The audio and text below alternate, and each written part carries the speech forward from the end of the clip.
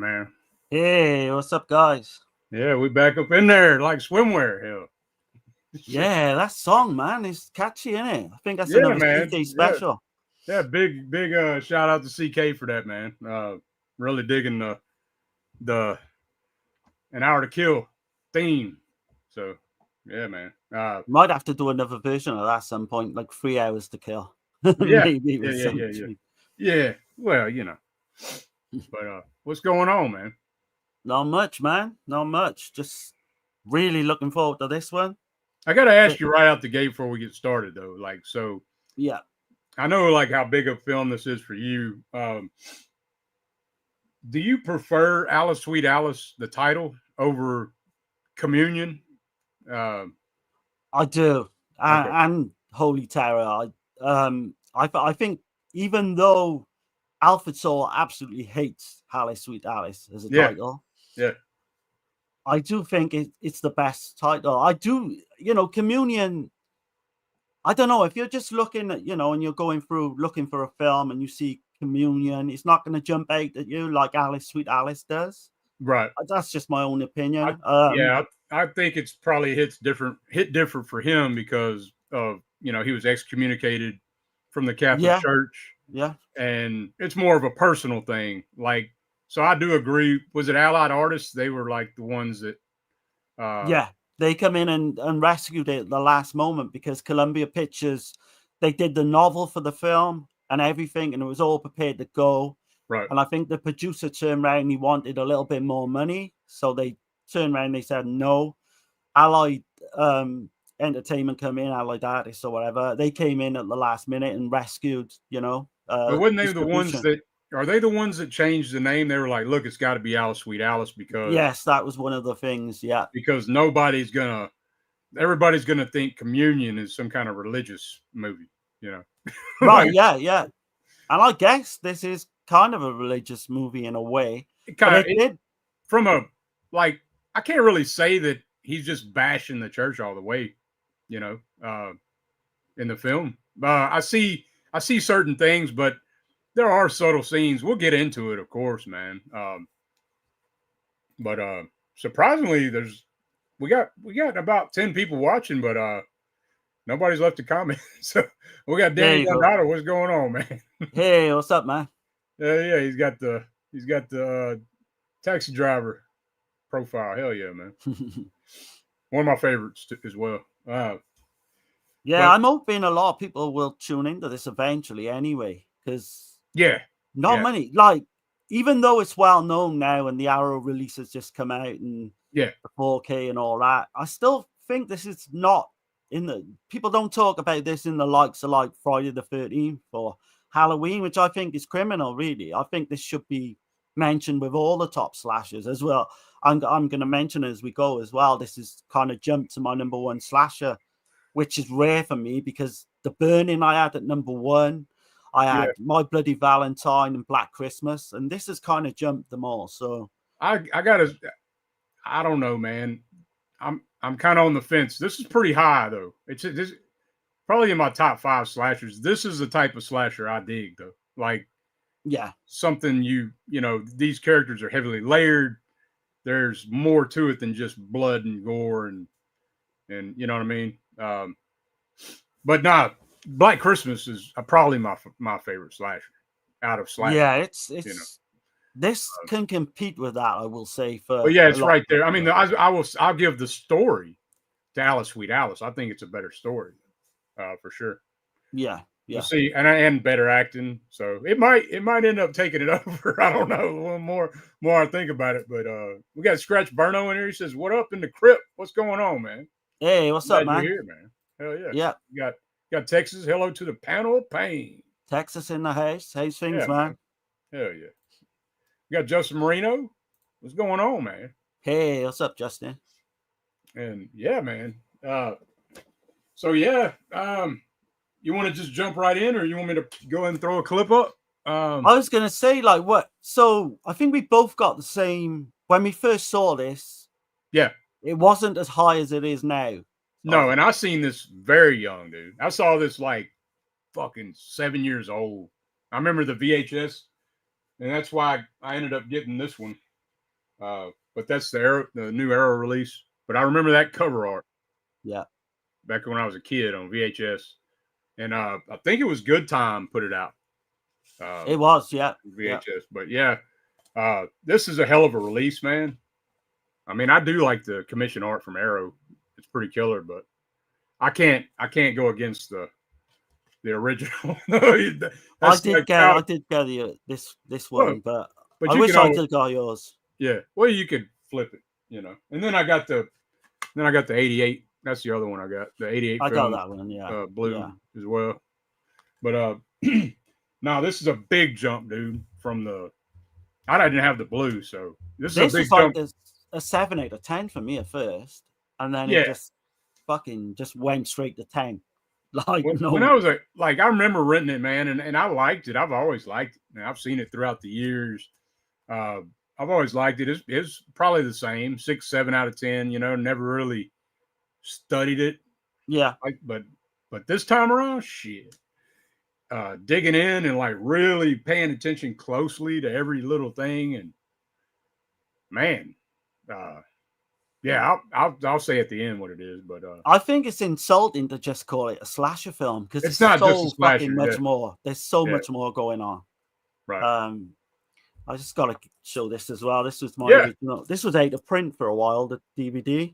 Yeah, it's killer. Yeah. I friggin' paid a pretty penny for this one. I got the. I know it's pretty much the Blu-ray that's been recently out, but I know you do want to say about Troy's book. Oh yeah, Holy Communion. Yeah, big shout out to Troy Howarth, man. I don't have the book. I am gonna get it though, but I was gonna throw that up right quick too. So yeah. But that's his book, Unholy Communion, and then Communion was a book. The author's last name is Loria, I believe. That's way out of print. That came out with the release of the film back in '76. Right. You can get it, not a physical copy, but you can get it digitally. Okay. Yeah. Goodreads, I think. I think you can get it on Goodreads. But but anyway, and then I was going to show this right quick. 3 movie posters for 3 different titles of the film: Communion, Alice, Sweet Alice, and Holy Terror. And I kind of get the whole communion thing. Like, I mean, it makes sense, but I'm like, I just can't go against Alice, Sweet Alice. Like, really, No, I don't think there's only one title for me, really. Right. But I do have that communion poster when it came out in the UK on a double bill with Tintorera. Yeah. A big Jaws rip off. Right. And I've got the massive quad poster of that. And while we're looking at that, I mean, you can tell like they're, they got Brooke Shields on the damn cover of the damn. So like she upped the film for sure, right? Well, that's right, because Holy Terror this was the actual re-release title. Right. Which came out like 5 years later, and because Brooke Shield then with the Blue Lagoon, her career just went off, didn't it? On one, so they capitalized on her then. That communion poster is killer though.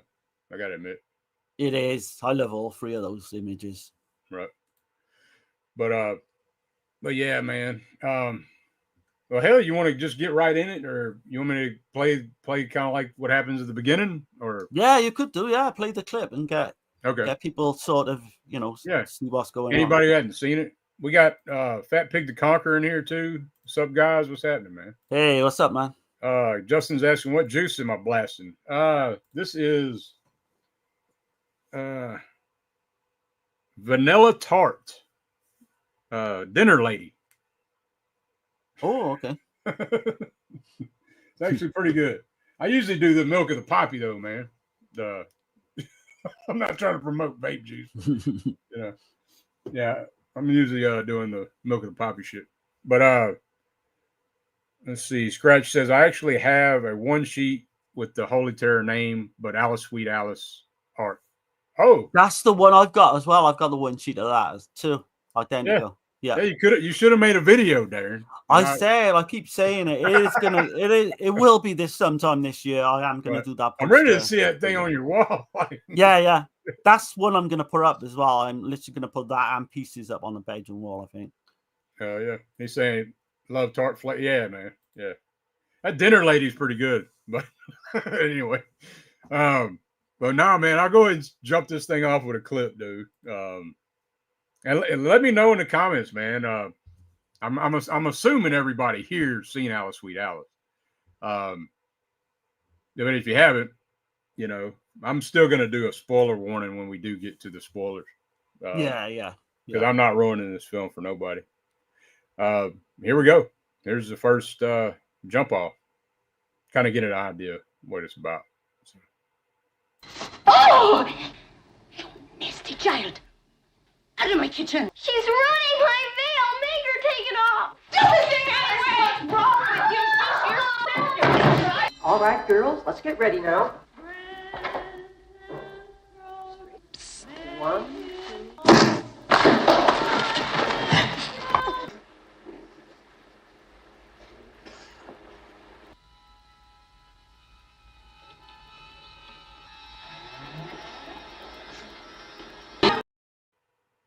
Yeah. So Yeah, man. Yeah, I love that reaction. I like her and the aunt. yeah, I think we're going to come into it. I think they're two fucking amazing performances. I And think the so too. reactions they give there, Yeah. just like a normal mother would give, you know? I think so too, man. But I've heard people shit on both of them.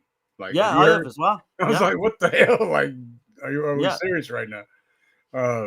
Let's see. Let's see. I just got sour watermelon drop. Okay. Oh, cool. okay. It's all right. Darren, are drinking any brewskis? No, not for me. I try not to drink on stream because I don't want to Yeah. end up going to the toilet like 5 times because I'm of that age, you know? Yeah. Texas says barbecue Pope.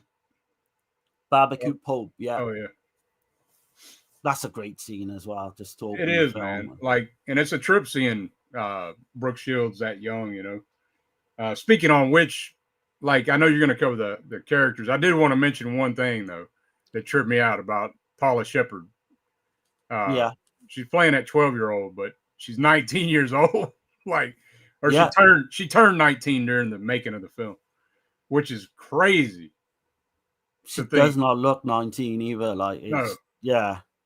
Like, She's I think she was approached when she was 17, but by the time filming took place, you know, pre-production and all that, but she was 18 when it was shot, and then she turned 19 on set. Yeah. Right. Yeah. But still, man, do you want me to go through the director a little bit? Yeah, Alfred man. Soul? Yeah. Okay. So Alfred Soul, man, he was he was in the architecture and design. He was like a designer, and he said that he saw Don't Look Now, and Right. when he saw Don't Look Now, he decided he wanted to make a film. Right. Yeah. So, and I can't remember the guy's name, but he was he was playing poker all night, and somebody said, "Look, I'll, fund you some money if you make a porno." Yeah. So he makes a parody porno of Deep Throat, and it's called Deep Sleep instead. And man, they raised the money. They got money from a lot of his clients and threw in and shit. He used a lot of his friends. He used the fucking mayor's wife. Yeah. To make this fucking porno in different people's homes. One of the homes was Senator Joseph Lazaro and the Archbishop of a Catholic church around there. They shot some scenes in his house too. So I was like, holy shit, dude, this is crazy. But they wasn't with that shit. There was complete outrage at the time as well. Yeah. Yeah, they wasn't with that shit. They wasn't so much. It wasn't Patterson, which is where this is shot and where he's from and everything. It wasn't Patterson, New Jersey, right? It was. I think it was New Jersey, right, or New York. They obscenity laws, and shit.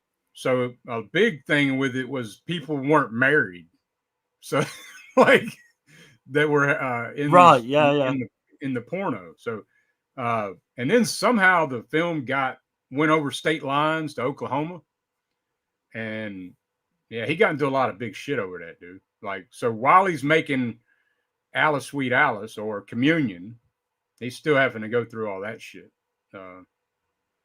But yeah, which is crazy when you think how good yeah, this film turned out. Yeah, I mean, he used school teachers as actors. Like I said, the mayor's wife. Man, the FBI. So what I hear is 2 FBI agents were sitting in an Oklahoma theater, and that's how they got him.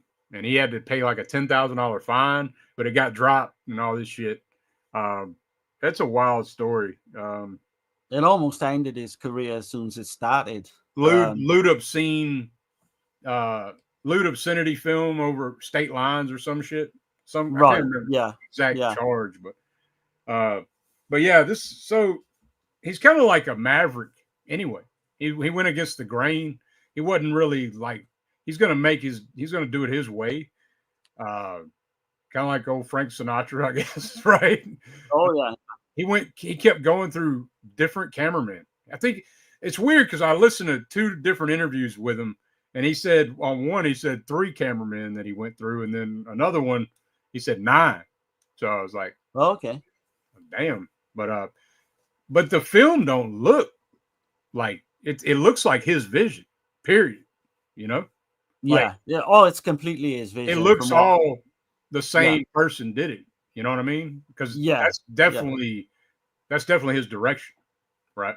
Every single actor and actress that I've seen interviewed has said he was very driven. He knew he had this vision. He knew what he wanted, and you can just see when you watch the film definitely how unique and I mean, everything's very meticulous as far as the way everything looks, like statues to the way the vehicles look. Everything looks like of the time. And I didn't know you had to tell me it was 1961, but it looks like late 50s, 60s, early 60s. But everything looks true, man. They even got the yellow taxi from that time era. Yeah. So they kind of used that as well. What was it? Jiggies or Jiggies, I think. Yeah. Jiggies right. Or Jiggles or something. This is like an accurate portrayal of how he grew up back in the early 60s, Alfred Sowell. Right. He's captured that time just incredibly well with this film. Right. Man. I'm not going to mention that because that's going to come into your deal with the with the characters, with the actors and actresses, whatever. So, Roger Ebert loved the film. He praised the shit out of it. So I mean, it got good reviews. Great. It did, yeah. It could be. It won the Chicago Film Festival, I believe, as well. It did. I think Mildred Clinton as well won for Best Actress or Best Supporting Actress. I think it was.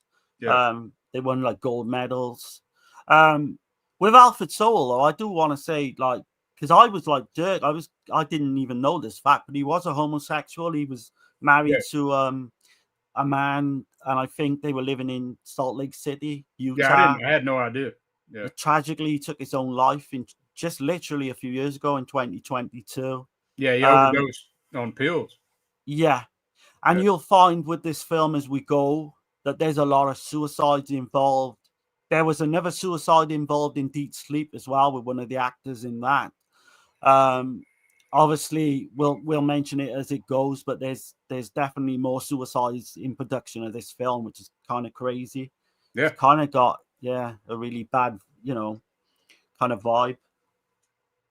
And the Alfonso character guy. Yeah. He found that guy at a fucking graveyard, dressed up like he was like a hustler during the day, dressed up like a priest, and he would be like around old ladies while they're praying for their dead husbands and shit. And they'd ask him if he'd pray for them, and then they give him a donation. And then at night he was a fucking bouncer at a gay bar. Like, what the fuck? What a double life, man. And there's a story with him as well, because he's supposed to be commit suicide when he died. Okay. But there's a story he used to say on set to Alfred Soul and all the cast members. Hmm. At one point during I think it was the early 70s, because he did get married to a lady in 72. Not much is known about that marriage or the other woman. Mm-hmm. He went to commit suicide back in the early 70s. He went to his car. He had a load of drugs, a load of booze. He took it all. He laid back in his car, expecting to die. He looked up, expecting, whether to see Jesus or whatever, and he saw some cop looking down at him. And whereas what he had taken would normally kill the average man, but where he was so overweight, Yeah, he's like he kind of survived. Yeah, over 400 pounds. He plays such a slimy bastard too, right? I mean, Man, and that's him as well. That's his own voice, everything. Yeah. And he was as creepy as that in real life as well, which is crazy. The yellow raincoat though is definitely inspired from Don't Look Now. I mean, Alfred Soul admits that. You see a lot of Hitchcock influence as well. The whole story is Don't Look Now. If you think about it, you've got the bereaved mother and father with the little girl dying. Yeah, I think he's kind of modeled it, but he's made it his own thing. It's definitely its own thing. Yeah. Oh yeah. Definitely, because I think Don't Look Now is way more ambiguous. Now there is some ambiguous shit in this movie though. Like it is like with there the is character. a couple of we'll come on to it, but there's a couple of parts in this where you might even think there's two killers at one point. But right, I want to mention this because going through the film this time and like really watching it detailed, scene to scene, breaking it down like we're doing. I noticed something, man. Like with every person, every character in the film, it's like everybody they want something that they can't have. Everybody, right? Like I can't go too deep into it because I'll spoil the shit. Well, we will go through it. We'll get back to it later. Hopefully, I'll remember. Yeah, you mentioned that before we come on air, and it completely makes sense. Yeah, right. We see the mayor's in here, man. What's going on? Hey, what's up, man? I remember seeing the film at the theater. It got re-released after Brooke Shields got famous. Fell instantly in love with the film. Yeah. Man, so jealous, man. Have you seen? Yeah, that's killer, dude. I didn't get like I said, my first experience was on VHS. But I was pretty damn young. I was probably 7, 8 years old, when I saw it for the first time. Scratch is saying Alfonso was also in Bloodsucking Freaks. Yep. Yeah, he was. And he was in Night of the Zombies as well. Another horror reign about and he's not like really an actor. Like, right? Not really. No, he was a hustler. He would just hustle money. Right. So also, man, Alfred Soul's first horror film that he ever saw was Diabolique. So, you hear that movie come up so much, like through all these different people, it's a damn big, huge influence. Considering how influential that film is, it should be known by a lot more people than it is. Definitely. Diabolique. Well, where he lived though, he had access to see films. You know what I mean? Like films like that anyway. Being in New Jersey.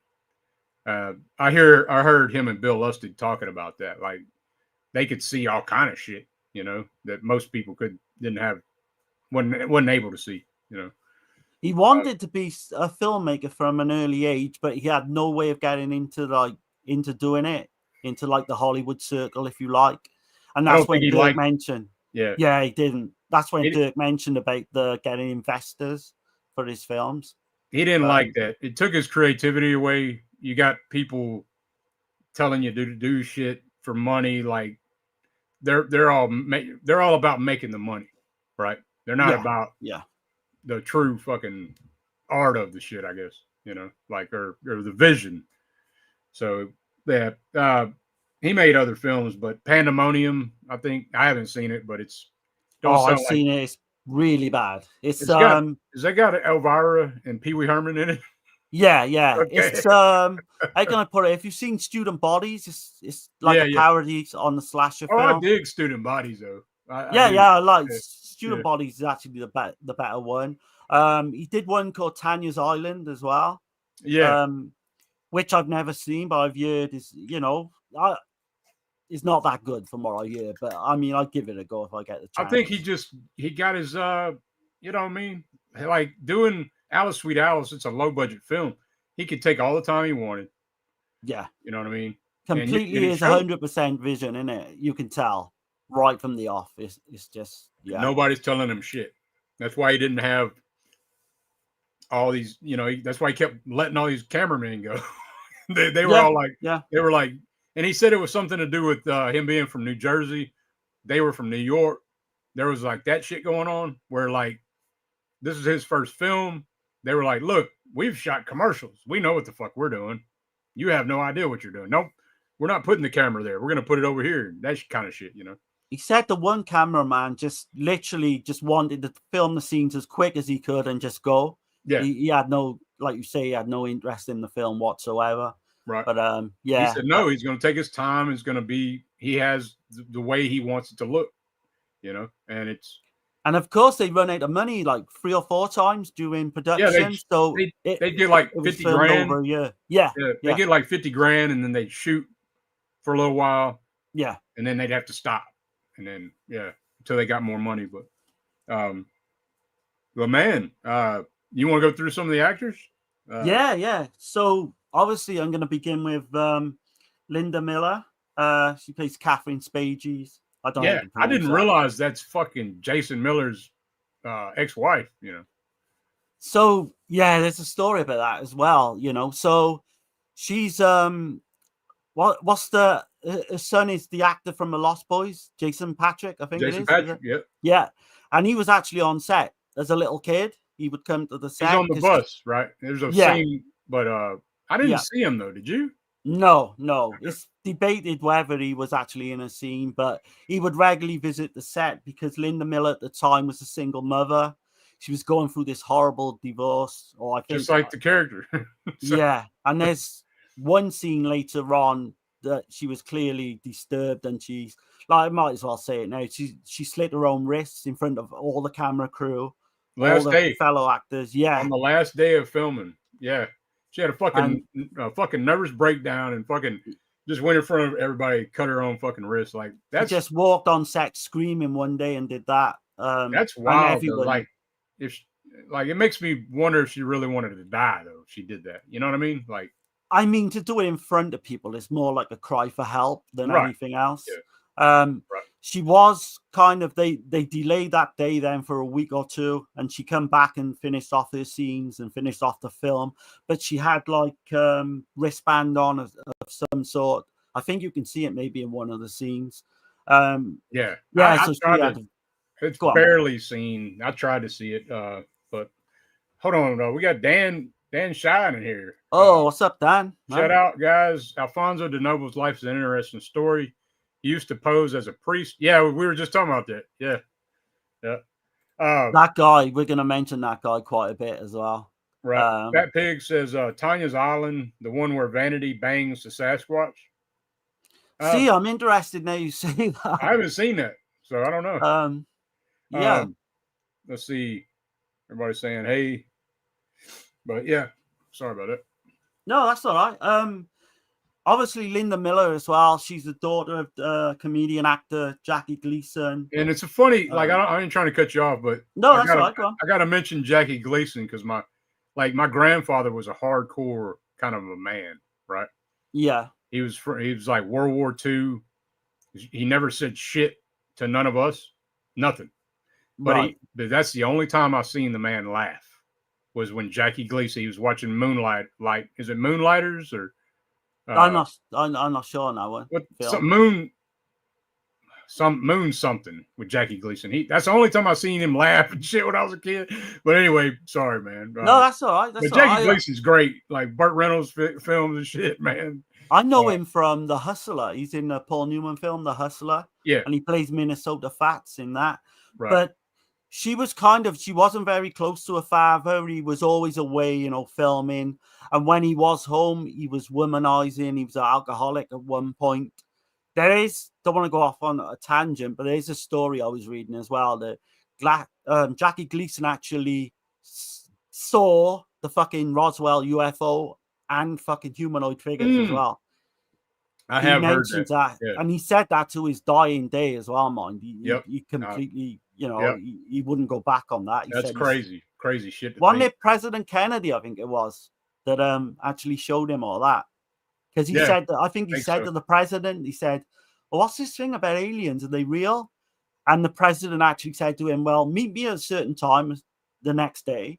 And then he went into this big hangar and seen all that. Sorry, that's just a No, I didn't know all the details. I just heard that he saw a UFO or some shit. But yeah. And he wouldn't go back on that story. I completely believe that, but that's another thing. Crazy. But yeah, she began performing as a child actress. And she did have a kickstart, obviously, when your father's that famous, it does give you, like, you are open to a lot more jobs than that. She portrayed Priscilla Presley's mother in an Elvis film, TV Elvis film called Elvis and Me. Like you say, she married playwright and actor from The Exorcist, Jason Miller. Which is insane to think, because this movie like, the more I think about it, I know they're completely different, but in a way they're not. Like, I put it with the X. Yeah, I'm saying they're very similar as far as like character dynamics go. Like the town as well that they're with the family and everything. Yeah. No, I get that. Same subject matter. Damn near same subject matter. Completely get that. That's it, man. Honeymooners. Texas got it. That's what my grandfather laughed his ass off. That's the only time I've seen a man laugh or smile. Like, there you go. It was It was President Nixon. It wasn't. Nixon Kennedy. showed him a body of an alien. That is just a crazy story. Insanity. Man. Let's see. The mayor said, I remember reading a magazine article on Tanya's Island, but never saw the film. It wasn't released anywhere near me. Yeah, I haven't seen it either. I think you can get it on streaming or what have you. But anyway, so she had 3 children with Jason Miller. Like I say, she had this really rocky relationship with her father. And I think she was primarily left in her mother's care, at one point. Right. He did say later on in life, Gleason did say about all his shortcomings of being a father, a father figure and role model and all that, and he did regret it. But she was kind of adamant by this point in her career as well with this film that she didn't want to be associated with her father. She wanted to do it on her own merits. And I think she's fucking phenomenal in this. I think she is too, I dude. Generally do. Like, Bill Lustig was shitting on her a little bit. I was like, holy shit, dude. Like, the scene I can't think of anyone. But he says she overgrieves. And like it's too much. Like the one scene where they're outside they're about to go into the wake, I guess.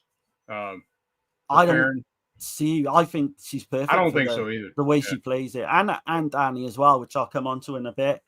Yeah, she got shit too. People shit on her too, which she's a fucking bitch. She plays that role so good. Like, man, I honestly believe that's one of the best supporting actors fucking I've ever seen in a portrayal of that character. Even though she's really over the top, but that's just the way that her character is. I don't think they're too over the top. I think they're over the top a little bit, but they're over the top, but believably over the top. If that makes sense, I think it helps. I think it works for the film. Yeah. But just I won't say too much more about Linda Miller, but she was incredibly difficult to work with. Alfred Soul was saying on set. Yeah, but he said he didn't regret casting her though. No, because he knew like she delivered on screen. Right. So you got Mildred Clinton. She plays Mrs. Tredoni, and she was well in her 60s at this point. Mm-hmm. A lot of them, I will say as well, were theater actors. There's a few that went into film. She was well known. She starred in a few Spike Lee films towards the end of her acting career. She was in Summer of Sam. Okay. She starred in Serpico 1973, and she played Al Pacino's mother in that one. Man, it's been forever since I've seen Serpico. Yeah, I haven't seen it for a long time. She never really achieved leading lady kind of status. I don't know why that is. And again, for me, like I think she pulls off that Italian fucking just the look of her, like. I believe she's an Italian. Yeah. Man, I'm not lying now, right? So I got an Italian dentist, right? Yeah. And she is exactly the fucking same. She talks like her, she looks like her, and I hope she's not watching this actually, because I've got, but yeah, No, she she nails it, dude. portrays that She nails absolutely it. fantastic. She nails it. Even like her mannerisms, expressions, and shit, like all that shit. So Yeah. And she did a lot of this, because without giving too much away, I'm not going to give it away early on, but she did quite a bit of her own stunt work as well during this film. Right. So that was that. Paula E. Shepherd, we got to mention. I know Dirk touched upon her earlier. There's not much known about her at the moment. She was a dancer. I think Alfred Soul saw her as a dancer, and I think Some she was kind in of some yeah. He found her at a workshop, and she acting was workshop. Yeah, an acting workshop. She was yeah. a dancer. The only other film that she did was Liquid Sky, which I Yeah. haven't seen. Mm. I'm kind of interested to see it though, because I feel like she should have been, like, she would have been a damn great, like, I think she tried, but she wasn't cast. Might I be don't because know of whether she was typecast because she looked so young. right. Yeah. But she does sing a number in that song as well, in that film as well, in Liquid Sky. So she had musical talent too. But she completely abandoned her acting. She then went to live in Seattle, Washington. She had a daughter with her husband, and not much more is known of her, actually. I think Troy Howarth tried to contact her when he was writing the book, and he got no response. He obviously got some kind of email or address for her, but she didn't respond. So obviously she just wants to not be associated with the film. Right. She was considered for another project called Sweet 16, and it's not the early 80s slasher that we know of. Yeah. But which is kind of, I don't know. I would like to have seen her in more.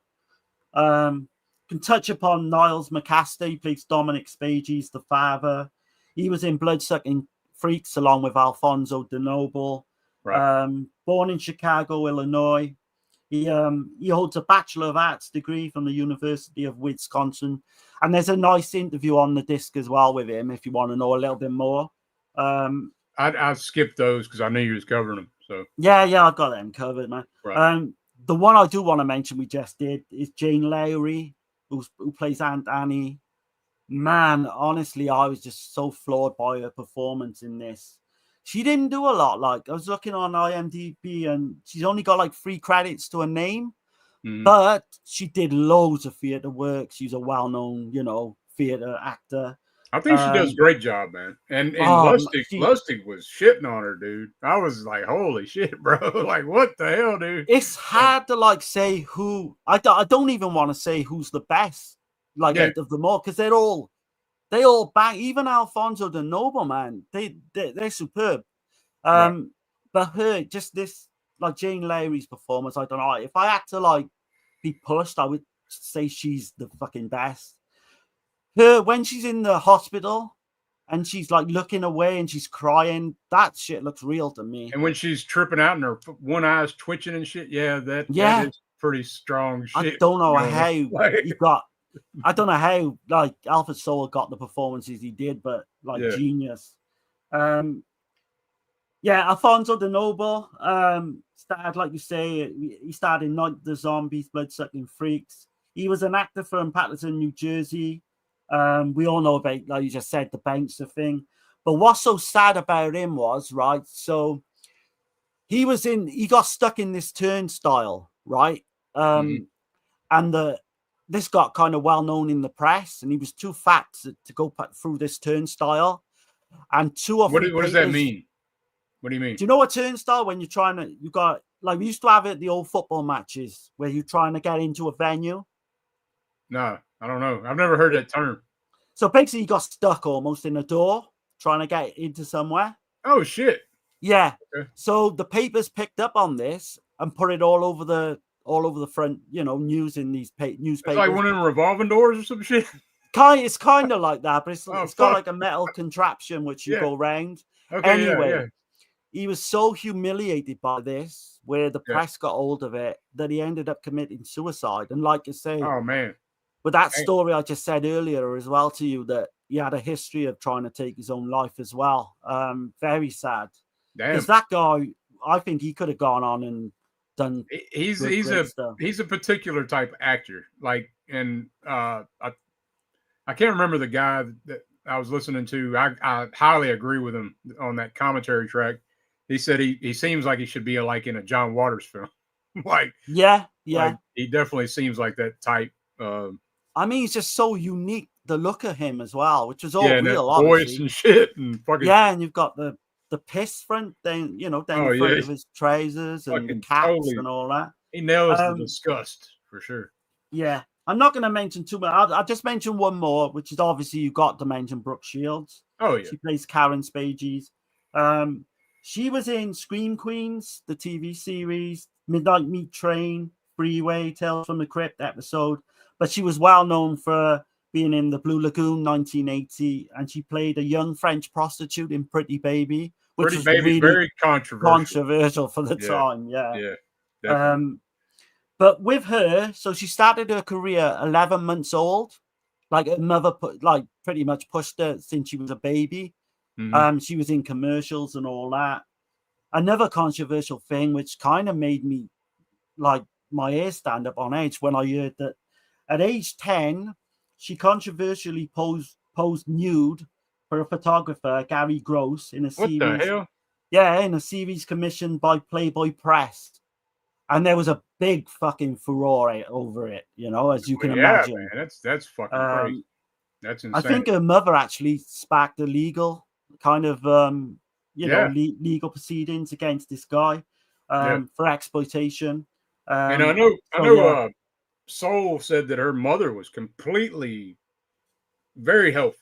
Like, he reached out to her because he knew that she was in magazines or whatever. Yeah, she was a nice lady, apparently. Just a little bit pushy, but said she changed though once she got to Hollywood. She completely changed. But yeah, she was more than helpful. Anything he wanted or needed, And that's her on the on this artwork. Let's see, that's her right here in this picture, holding that cross. Yeah, on the Troy Howard book. Yeah. That's Brooke Shields. And Brooke Shields, actually, during the filming of this, so her mother brought her up pretty much like got divorced from her father. She didn't really have a father figure. So her father in this film is played by Miles McAster. She would call him dad on set. And they went around like that for, I think, 2 years later, 2 years after they were meeting up, and she was calling him dad. And she called him into one of her film roles, or it might have been a production shoot or something. But he said as soon as she hit stardom, that he didn't hear off her again, pretty much. Yeah. But we got Wild Wrangler in here, man. He says, Dr. Darren, what's up? Hey, what's up, man? What's up? You got Fat Pig says Gary Gross, perfect name. Yeah. I was gonna say exactly the same. Yeah. But Jess won't say too much more about her. But obviously, she went on to the Blue Lagoon. She Brooke Shields was a major deal when I was a kid, dude. Like, she did another controversial thing though, because she starred in a Calvin Klein's jean commercial, and the tagline was, "You want to know what comes between me and my Calvins? Nothing," which was again probably a bit racy for the time, Right. She married tennis star Andre Agassi. But that kind of fell apart after 2 years, and she went on, remarried, and had children. So, yeah, I don't want to bore everyone too much. That's pretty much most of the main cast that I've got. Yeah.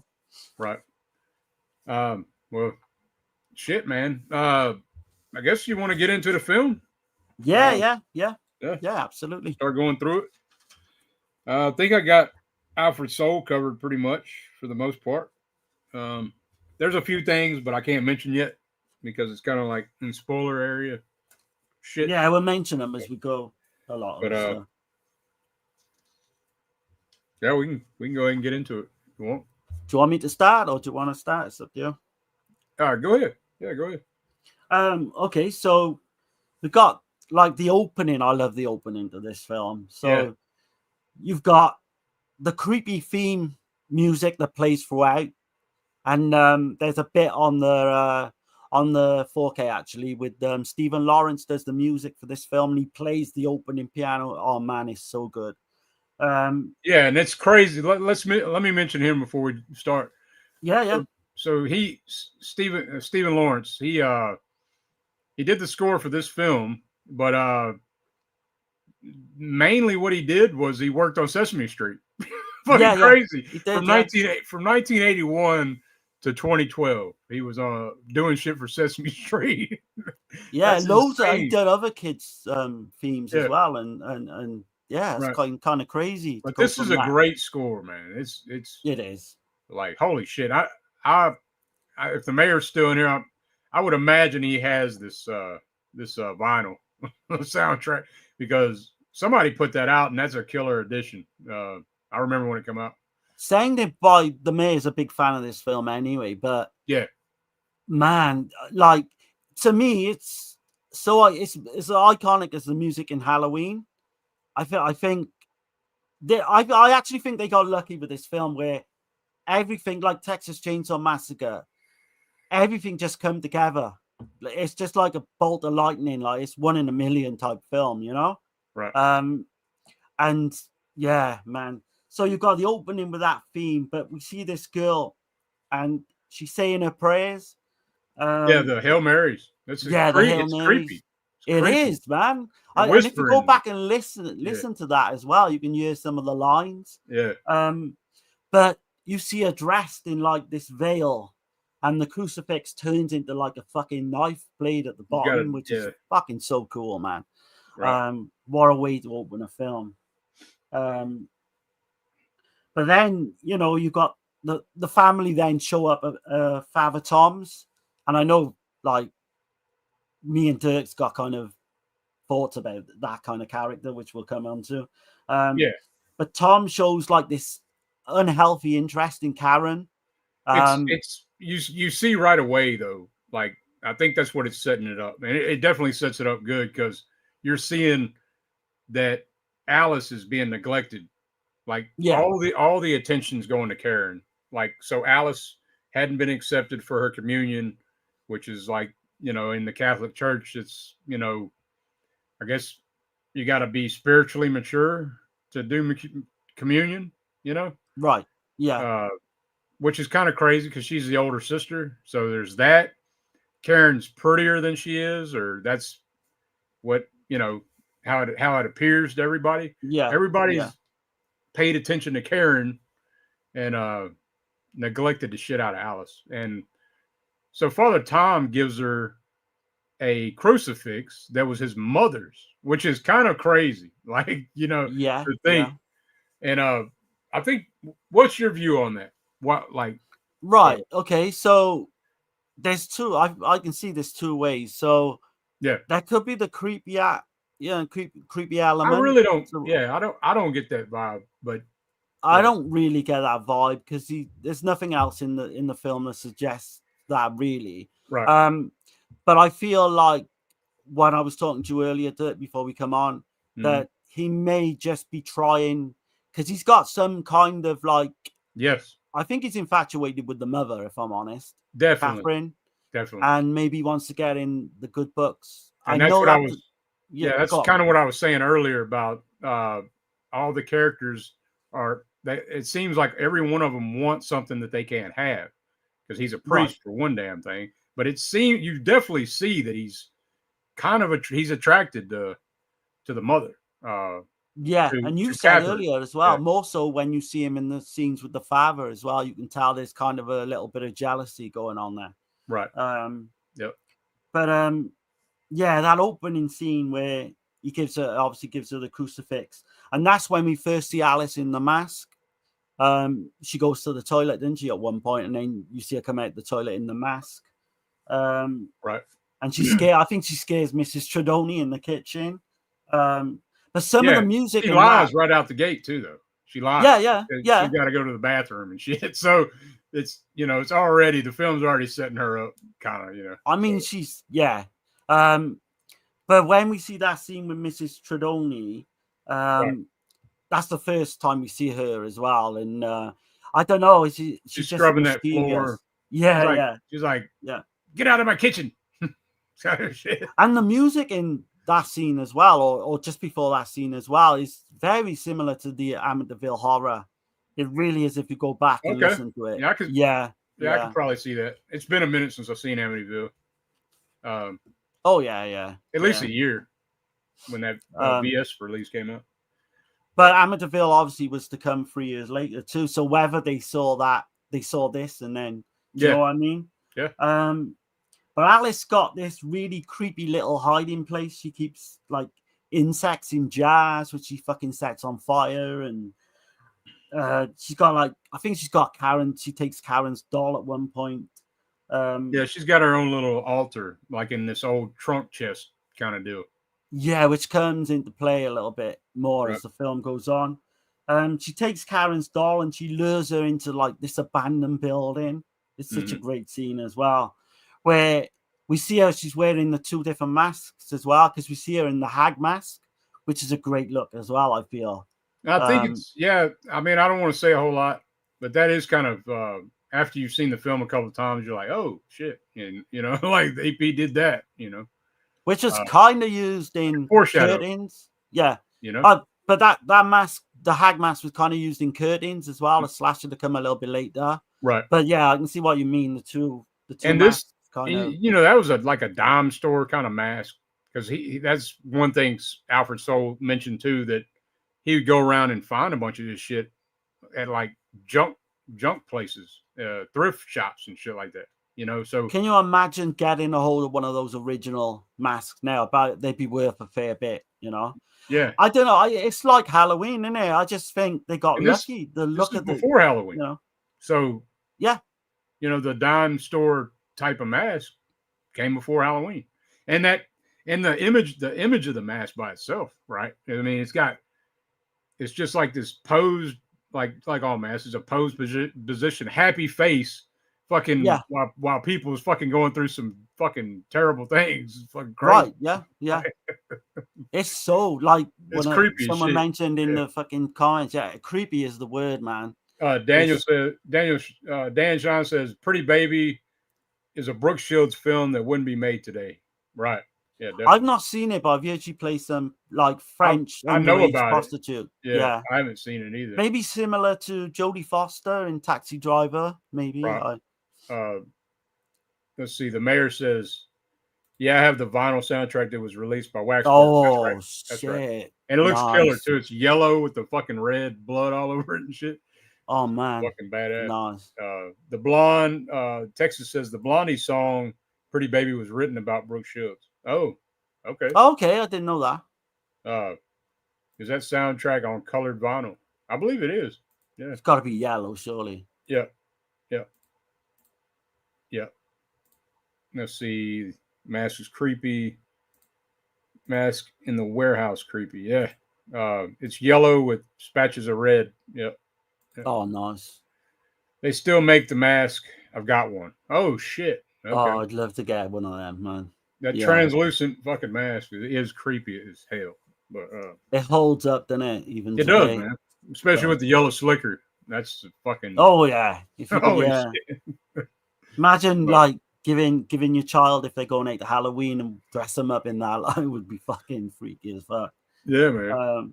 Give them a fucking retractable knife. You know? Oh yeah. I mean, that would freak me out even now. Yeah.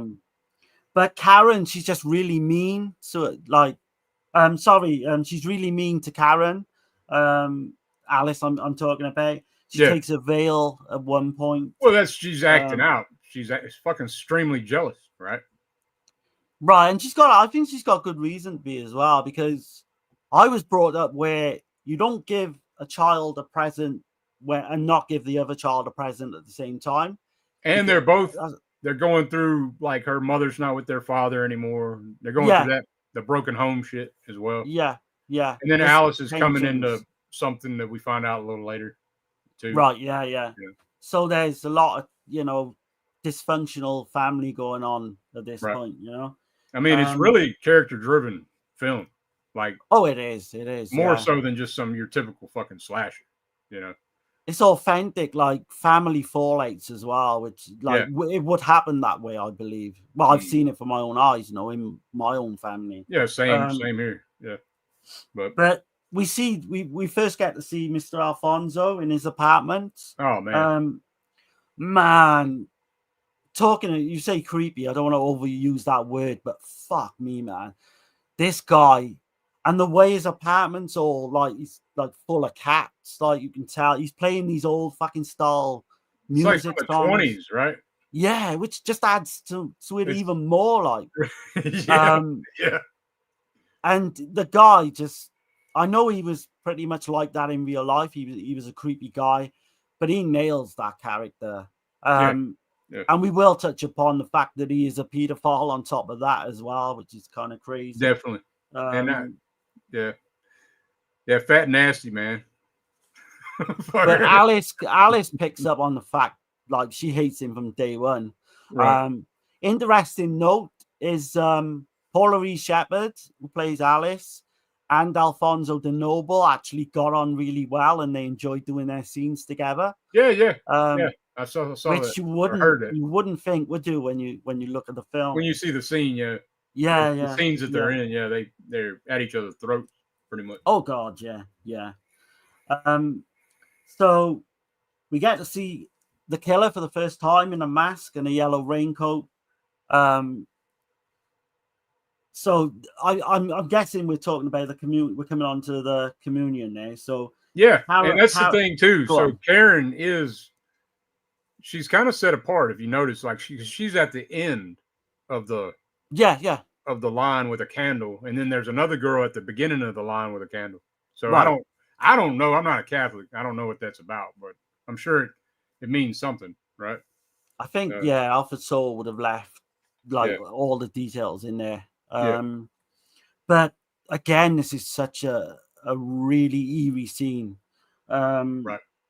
So you've got, Karen gets killed, literally like strangled. And I think that's what they asked Brooke Shields when she did her audition, is to play out getting strangled. Yep. And that's how she got the part.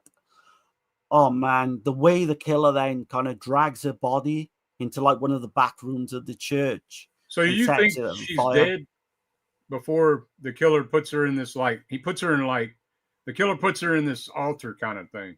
Yeah. Do you think that she's dead before she's put in there? That's the question. I'm not sure. They obviously set a light. Yeah. And I know I've heard different people say as well that, without giving too much away, that maybe it could be two killers in this at some point, but I don't know. I don't really subscribe to that. I don't believe that at all. I did go back when you watch it, and I don't subscribe to those thoughts. I don't believe that at all. Like, that's a little too far-fetched for me, but I think I'm kind of thinking she's dead, because if she was set on fire, and still alive, she would have woke up and screaming. Right. So to go with this scene as well is when they actually reveal that she's dead. The fucking way her Aunt Annie and her mother react is just so realistic. To me, it's so realistic in life. Like screaming and like, oh man, I always kind of like, every time I see that scene, I think to myself, it just stands out how superb everyone plays that scene.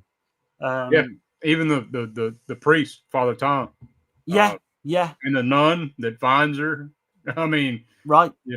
She's screeching and like biting her fingers, and it's like, it's kind of people are running. Exactly, chaos would ensue, wouldn't it? Yeah, that one nun that falls down and shit. Like, it's crazy. And then Alice just calmly she's just calm as can be. That's weird though, right? Because Alice has like zero empathy, like, at all. Psychopathic, if anything. Yeah. It's like, what the fuck, man? That was your sister, like. But I mean, you've seen the way she like sets fire to cockroaches, and they do actually say that's early signs of a serial killer. Yeah. But she gets her sister's veil, Karen's veil, who's obviously just been murdered, and she puts it into a bag or something, doesn't she? And she puts it into the yellow slicker. into the slicker. That's right. And she kind of like just walks away as if nothing's happening. Right. Yeah, man, such a great scene. And then so Dom is called, her dad. Yeah. He's on the scene, and you see him the first time you see him. He's coming down the subway, right, the subway stairs, and he meets them at the wake. And Annie is a total bitch, the sister of Catherine. She can't stand him, I guess, because he got remarried or whatever. Right. And as soon as Catherine sees him, she's like, "Oh no!" She's like, they got a child together. So, I don't know, man. I was listening to Bill Lustig saying on that scene though, like that was just too much. Like that was Linda Miller played that scene over the top. Like I don't get that. I disagree with him on that. I do too. Yeah. But yeah, I think the chemistry of like Catherine and Dominic as well, they got fucking amazing screen chemistry. Yeah. It was completely, totally believable for me to think that they were once a couple. Right. Yet, during filming, she was very standoffish, and like the Niles McCaster said that you couldn't get near Linda Miller, so they just were superb actors. That's all I can say in that scene, because they didn't get on apparently. Okay. Like, behind the scenes. But yeah, I mean, and Annie. And you got the detectives. The detectives are watching too. Yeah. One of the detectives, one of them. See, that's a clue though. Like if your first time watching the movie, one of the detectives says, "Where's the fat girl?" Like Yeah. Angela, I actually thought they said fat guy. I thought they were on about Alfonso. No, fat girl. Oh, it's a fat girl. Yeah, but, they're talking about Angela. You're talking about Annie's daughter. Yeah.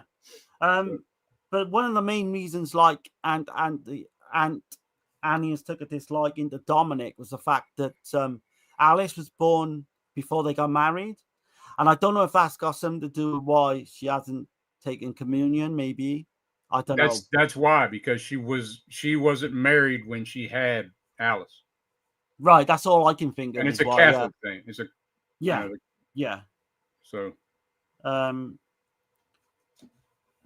but there you kind of see the aftermath, and you see Annie though. You see how she is, right? She's all a stickler for rules and and all that kind of shit.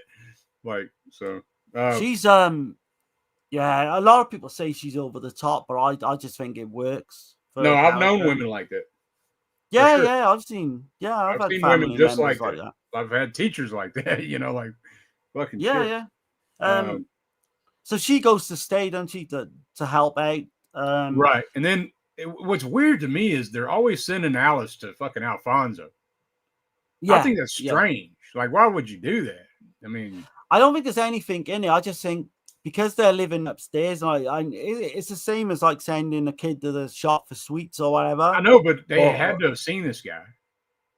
Yeah, but obviously you know what I'm saying? Like, I think he's the landlord. He's the the manager of the building or whatever. Yeah, but I think it's mentioned at one point. He mentions it actually that they got a good relationship, like Catherine, the mother, and Alfonso. Yeah, because she's sending down cake for him and she sends him a whole fucking chocolate cake, and then that's when Alice is being a bitch and licking her finger and shit, But he says some weird things like. He's on about Karen, and he said God only takes the pretty ones, and it's just so fucking creepy and bizarre, man. Yeah, he's sticking it to Alice because he knows that everybody thinks that Karen's prettier than Alice and all that. And you've got to say as well, Alfonso and Annie actually believe Alice, has got something to do with the killing in the church, mainly because of the veil, I think, at that point. Yeah, she's high suspect. Yeah. There's a disturbing picture in one scene as well of Karen when she's burnt. You see her face.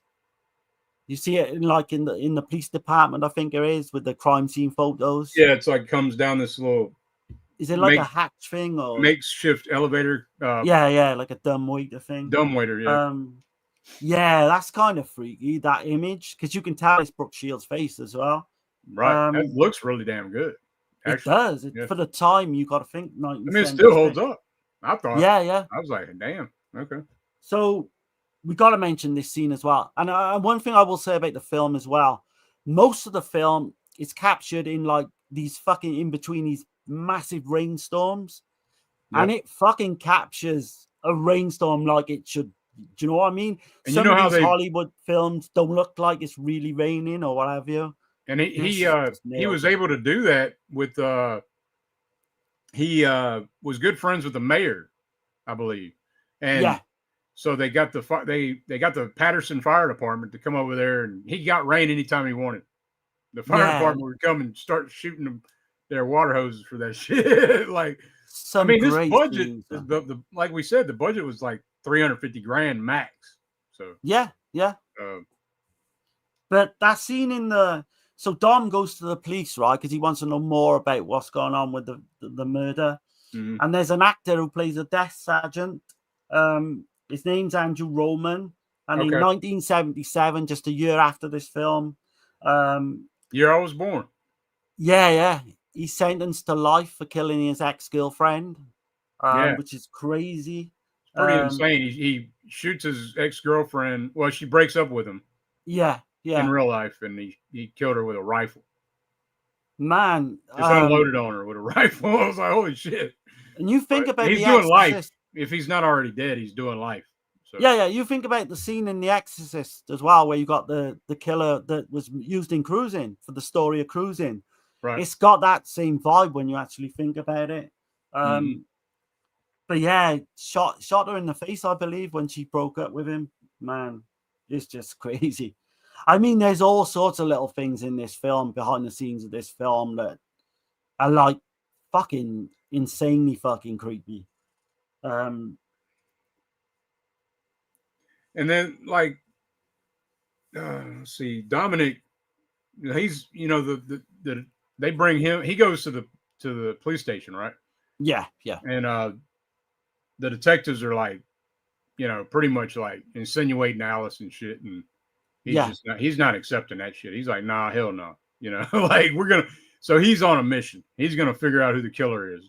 And that's where the part of the film really reminds me of a Giallo, right?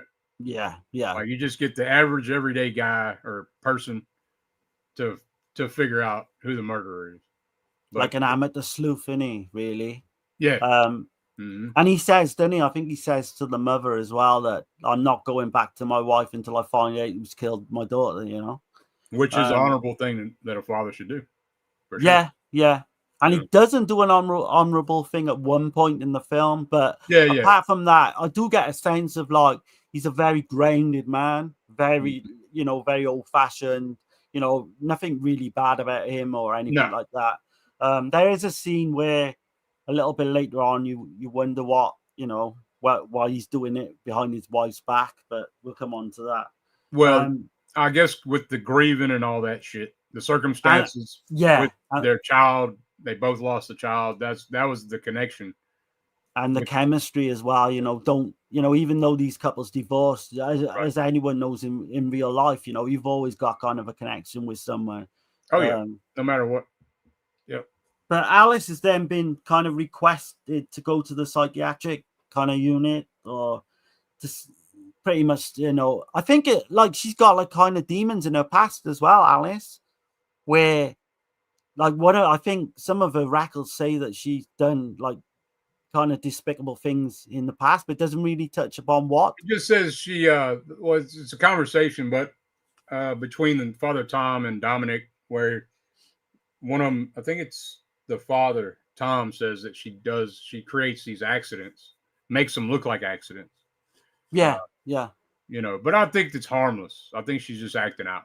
As attention seeking, right? I would say. But the thing, like, so we kind of skipped that one scene though. Well, not scene, but the one part where Alice,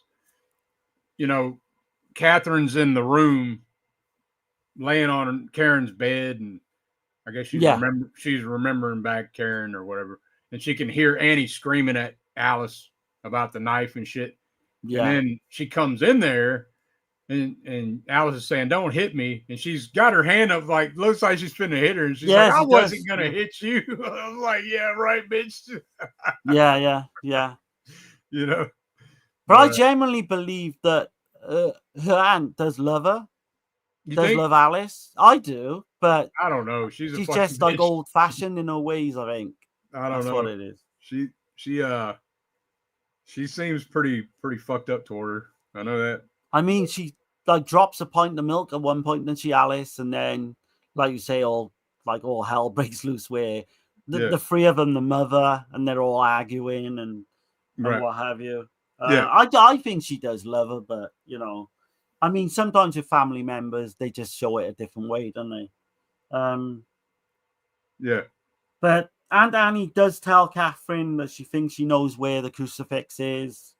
And she's heavily by this time now. She completely thinks Alice has done that first murder. Of course, you got Alice. She takes the rent check down to Alfonso. Mhm. And he again he tells her that he knows what she did in the church. Well, here we go. Let me. But go on. You got. I got a clip. So I'll go ahead and play it right quick. Here we go. I know you're there, Alice. You can come in. I won't bite you. There's so much junk around this filthy place. I bet you.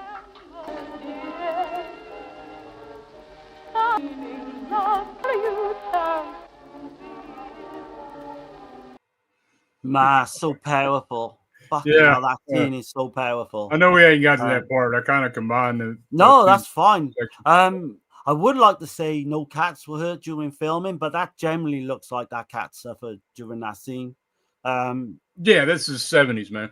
Yeah, Like, so like, I mean, there's no way there's no way around it. And I heard that they had to do that scene several times. Like, yeah, they couldn't get the cat to stay in the right place. stay in the Apparently. right, yeah. But it's a kitten. So, You know? Yeah. Like, that is kind of fucked up. But it is kind of, that's one thing about the film. But I mean, it adds to like, it does add to like, the eeriness of it in a way.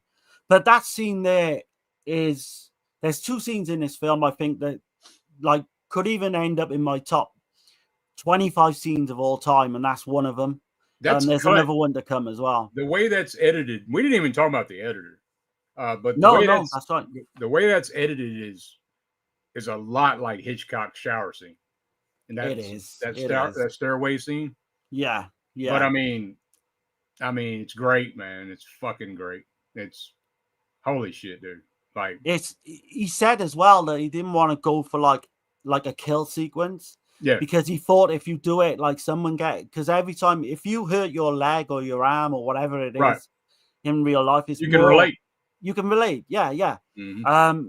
And just the way she's like, and she generally looks like she's been stabbed. She's screaming, and that's exactly what the mother would do as well. You would literally just start help me, wouldn't you? If you see no one around or whatever, Mm-hmm. So authentic, that scene for me. Superb. And that's what I was on about as well with the capture of the rainstorm like throughout this film. Yeah, and I didn't have that clip in there, but I thought the clip was already kind of long. But you see like this big red blood stain in the rain. It's fucking fucking great the way it looks. And you got Alfonso looking out the window as well, which actually there was a crime, I think, in the early 60s. Yeah, I think 63. Yeah. I think it was a young girl, was it, or a woman got killed, and none of her neighbors like done anything. They all about watched. It, and they all, yeah, which is kind of sad. Yeah, that's where, and it happened in that town, right, or somewhere close to there. I think it did. Yeah. But that's where Alfred Soule got the idea, for sure. There's quite a few little ideas as well when we like come into our notes a bit later on after the film. Of things that he did take out of real life for this film. You do see Alice then in like a shrine downstairs. It's like what would you call it, Dirk? It's like a shrine to Karen, isn't it? It's got like a mask. Okay, so she's not allowed to participate in communion. She's basically not. I mean, she has to go to church, but she's not really part of it, right? Yeah. So she has her own kind of communion altar kind of deal, like, And I know, kids were like that too. They had shit that they had hidden, to their self. Not to that degree, you know what I mean? No, like a den type thing, But innit? that two-faced doll is fucking eerie It's as creepy, shit man. too, in it. Like, Yeah, what that the comes hell? into play as well. Oh. But just mentioning that not kill scene, that attack scene on the stairs That as well. not kill scene, which is very effective. Yeah. But the music that played, because you got Alfonso's fucking music in the background. I know you couldn't include that for copyright reasons, but that just adds to that fucking scene. Oh yeah, you could, but it just adds to that scene, man. Right. It's so fucking eerie. Right. But Dominic, doesn't he? Then he goes down, and he finds Alice with Karen's, like you say, the creepy doll. I mean, it's like shot after shot, each one of these scenes, dude. Because when that damn door is like a garage door, kind of. Yeah. He's raising it up, like he's coming down, and you see that white sheet that looks like a white veil as well. Right. Like you don't know what the fuck's behind that damn thing, like it. Yeah. Oh man, yeah. But, exactly. Yeah. We got Chrissy in here, man. What's going on? Hey, what's up, man? And I know he's a big fan of Alice, Sweet Alice, as well. And he's Wild Wrangler says, why did they change title from Communion? Well, they thought that Communion was sounded too much like a religious type film. They felt like it wouldn't have done as well. And plus, Brooke Shields was in it. So that was another thing that Alfred Soul was saying, that Alice, Sweet Alice probably worked better with Brooke Shields being in the film, which she really, made the film a lot more popular. Just her name. Oh yeah, 100%, 100%. And I mean, like I said earlier, if you were picking out a film title, or even to go and watch, or even in a video shop, Communion wouldn't stand out, would it really? Whereas Alice, Sweet Alice completely gets your attention, It does, yeah. But that image with the title, I think, would work. That. Yeah. I mean, I'll show it again for anybody that's just coming in, but I ain't gonna be on it long. But I mean, that's just a killer ass poster. I think all three of those work obviously in different ways, but yeah, definitely. The glint of the knife as well in that scene. Yeah, it's superb. Right. I think that's more of a personal thing more than anything. I do agree. I like Alice, Sweet Alice. That's what I'm used to, though. Right. But there's free cuts on the new 4K that's come out, so you can watch it whatever way. No, it's not millimeters a second, really. It's a different angle too. It is, yeah. The Communion cut is technically more brutal, but it's only a few seconds. Like you're talking like Friday the 13th with the kill where under the bed, it's literally just seconds. It's seconds. If that. But it is a different angle. It is a little more gruesome, a little bit, but nothing crazy. I mean, but we're desensitized. Back in '76 or whatever, it might have been. Oh yeah. It might have been a lot. I did hear that people were fucking walking out of the theater and shit. They was like, "Oh, that's too much." The stairway scene. Yeah, they did. Yeah. They were like, "Oh, that's way too much." I think because he had a lot. Obviously, this was shown in his hometown on the premiere. Yeah. And I think one of his family members shouted out, "Oh, Alfie, why did you do that?" And just got up from his seat and just left. Right. Man, I don't know. I would imagine they were left right out the gate, though. Yeah. Yeah. Well, with Karen, I was going to say this was groundbreaking for the time because Halloween had not yet been out. This is like there's not a lot of extreme violence. There's not a lot of American films either that no, because most of the American people wouldn't have seen the Giallo films that came before. Right. So this would have fucking hit. This would have hit you hard. Sorry, Dick, go on. No, not unless they lived like where they had access, like in New York and New Jersey. Big theater presentations from shit around the world type of shit. But, right. Yeah, exactly. Yeah.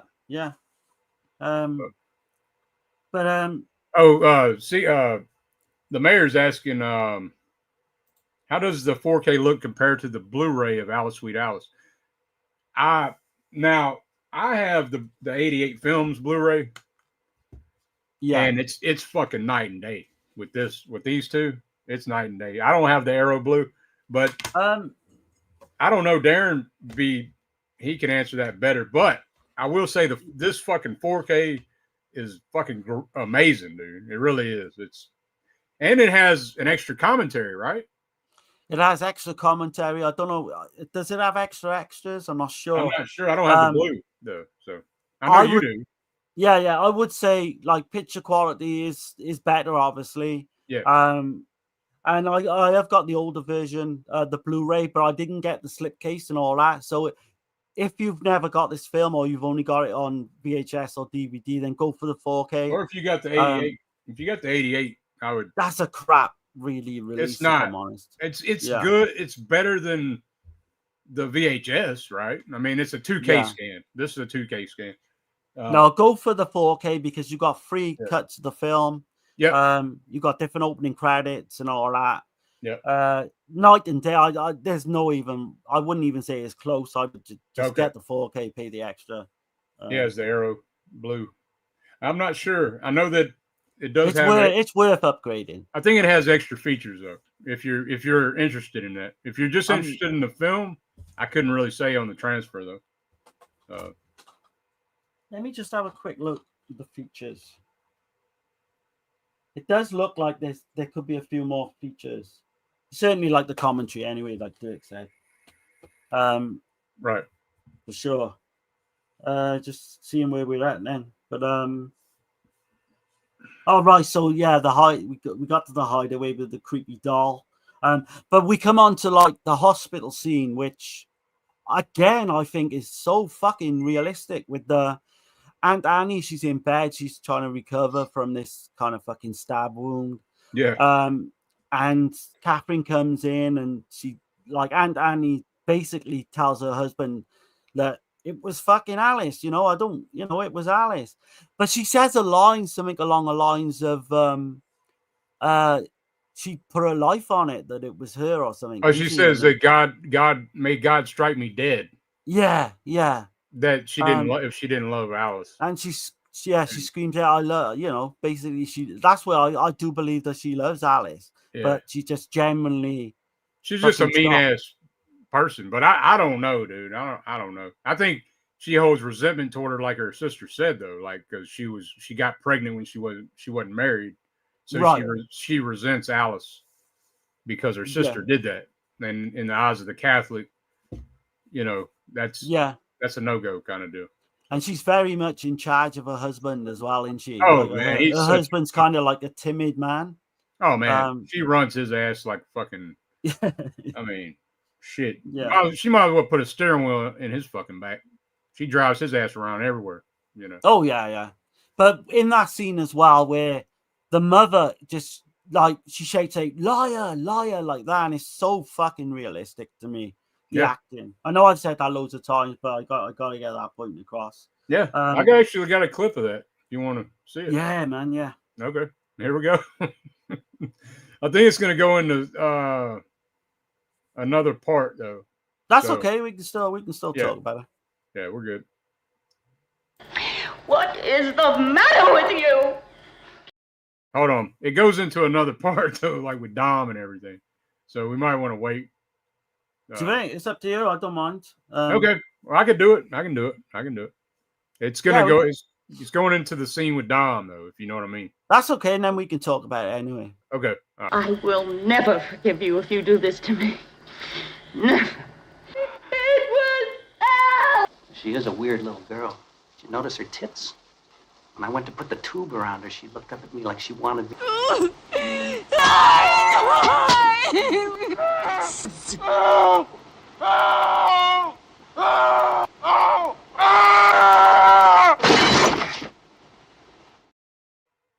Man, that's I'm no word of a lie. That's my second favorite kill of all time. That the only one for me that beats that is Opera with Darren Niccolodi. No, that's my second of all time. That's hard for me to call on. I hate comparing shit because there's so many good kills. It's a good one though, and that was a bitch cutting that.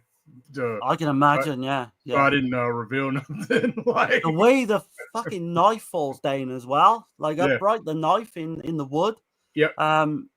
Everything about that scene is just superb. I don't know, man. I told you though, it was going to kind of skip a little bit.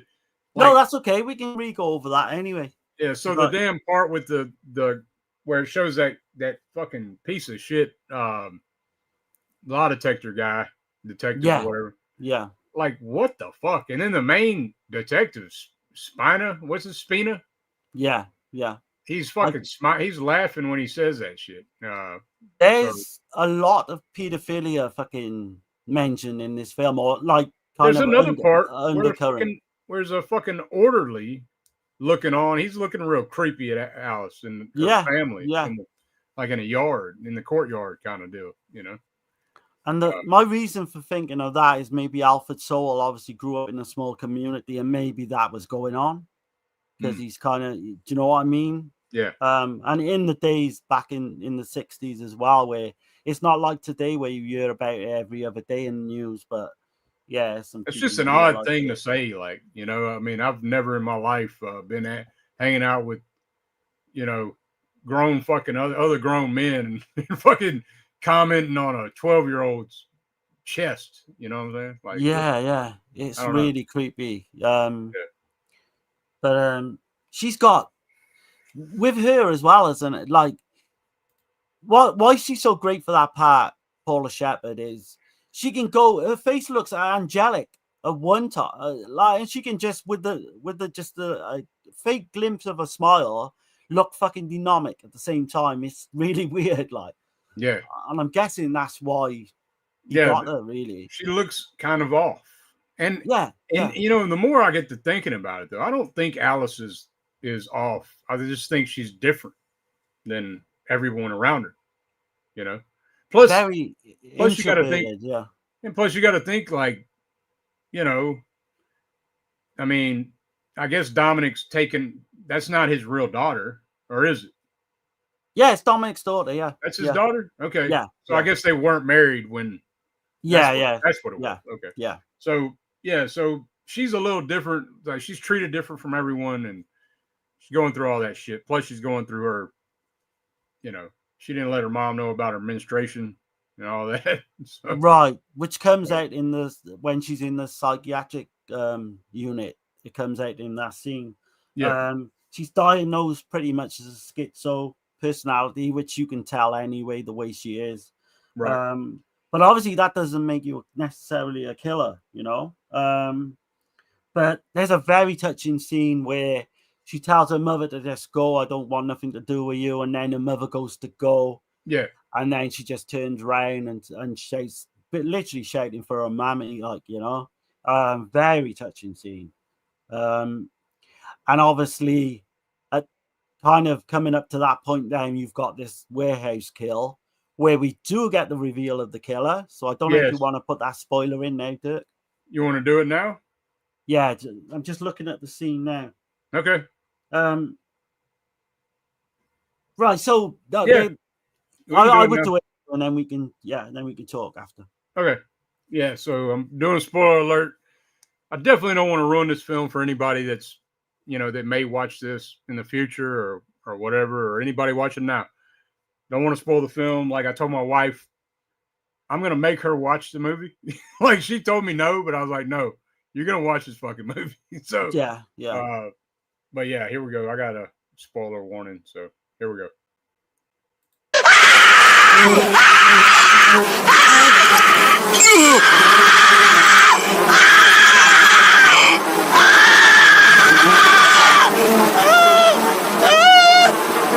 Mother, this cloth smells of death.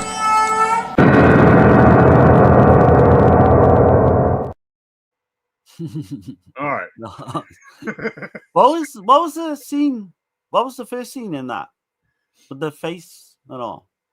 That's fucking Poltergeist. Is it Poltergeist? I've not seen it for so long. I should have known that, man. Yeah, I put Toby Hooper back to back. You didn't see it? Yeah. Oh, right. Okay. Yeah. No, man. But yeah, so we're coming up to the reveal of the killer. But Dominic still thinks that, or this time he thinks Angela could be related to the killer because he got like a yellow, like raincoat. Right. And Catherine gets these funny phone calls where they just kind of heavy breathing phone calls and then they hang up. And she thinks it's Angela, Yeah, which is because odd. Like, what the fuck?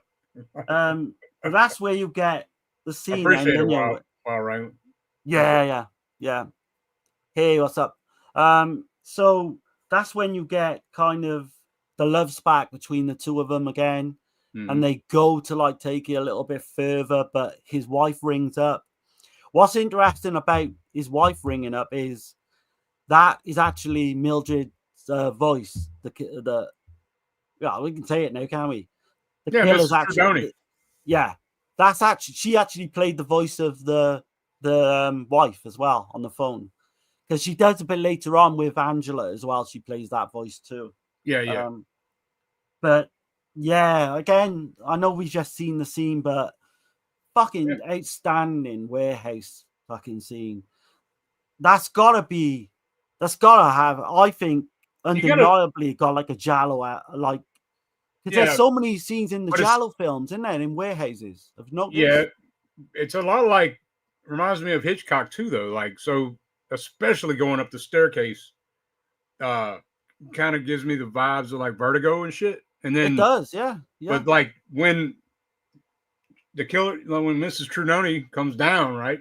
It's got that damn. Even Stephen Lawrence said that he pulled a couple chords from the original Psycho. Yeah. For that scene. So, yeah, it's through and through, man. It reminds me of Hitchcock a lot. But yeah, I do see the Giallo as well. But you got to think, most of Giallo was inspired by Hitchcock. So yeah, exactly. You know, so I know the actress as well had a bit of a job rolling his body because he, she's what she don't weigh nothing. But that's her running around and shit. That's her in 90% of the scenes with the raincoat. So that's her running around. I didn't think it was, and then I found that shit out. I was like, holy shit. Yeah. I think there's only one scene where Paula Shepard actually does it. I think in one scene, but all the rest of it is Mrs. Trudoni. Which, again, going back to when I first saw the film, did you work it out? No. Mrs. Trudoni? I didn't. No, but I was a kid, man. Like, you know what I mean? Oh, yeah, you would have been really young, wouldn't you? Yeah. I was like 7 or 8 years old seeing that shit. Now, there's no way I would have figured that out. But I just thought it was Alice. I really did. Just thought. Yeah, I mean, it leans to that, and I thought the same thing. I thought it was Alice. Yeah. Looking back on it now, I mean, I guess you can kind of tell I guess there's kind of clues throughout leading up to it. But no, it had me, and I didn't see this young actually. I would have seen this. 15, 20 years ago, maybe. Oh, okay. So like, that sounds fairly recent to me, but I'm old. Yeah, I mean, it is. I mean, compared to, you know what I'm saying? Because like I just remember that cover art, and it drew me to it, and I had to see it. Yeah. But yeah, we kind of get into Mrs. Trudoni. So yeah. So she lives with all these priests. Well, she lives with 3 priests, I believe, and so she kind of takes care of them, like she's their wife in a way. Right. Yeah. She takes care of the priests. Alfred Soule said he knew women just like that. Like you had to go through them to go through the woman to get to the priest a lot of time. Like when they answer the door and shit, and just like her, just like she is. But she's obviously, sexually frustrated because she's lusting after Father Tom.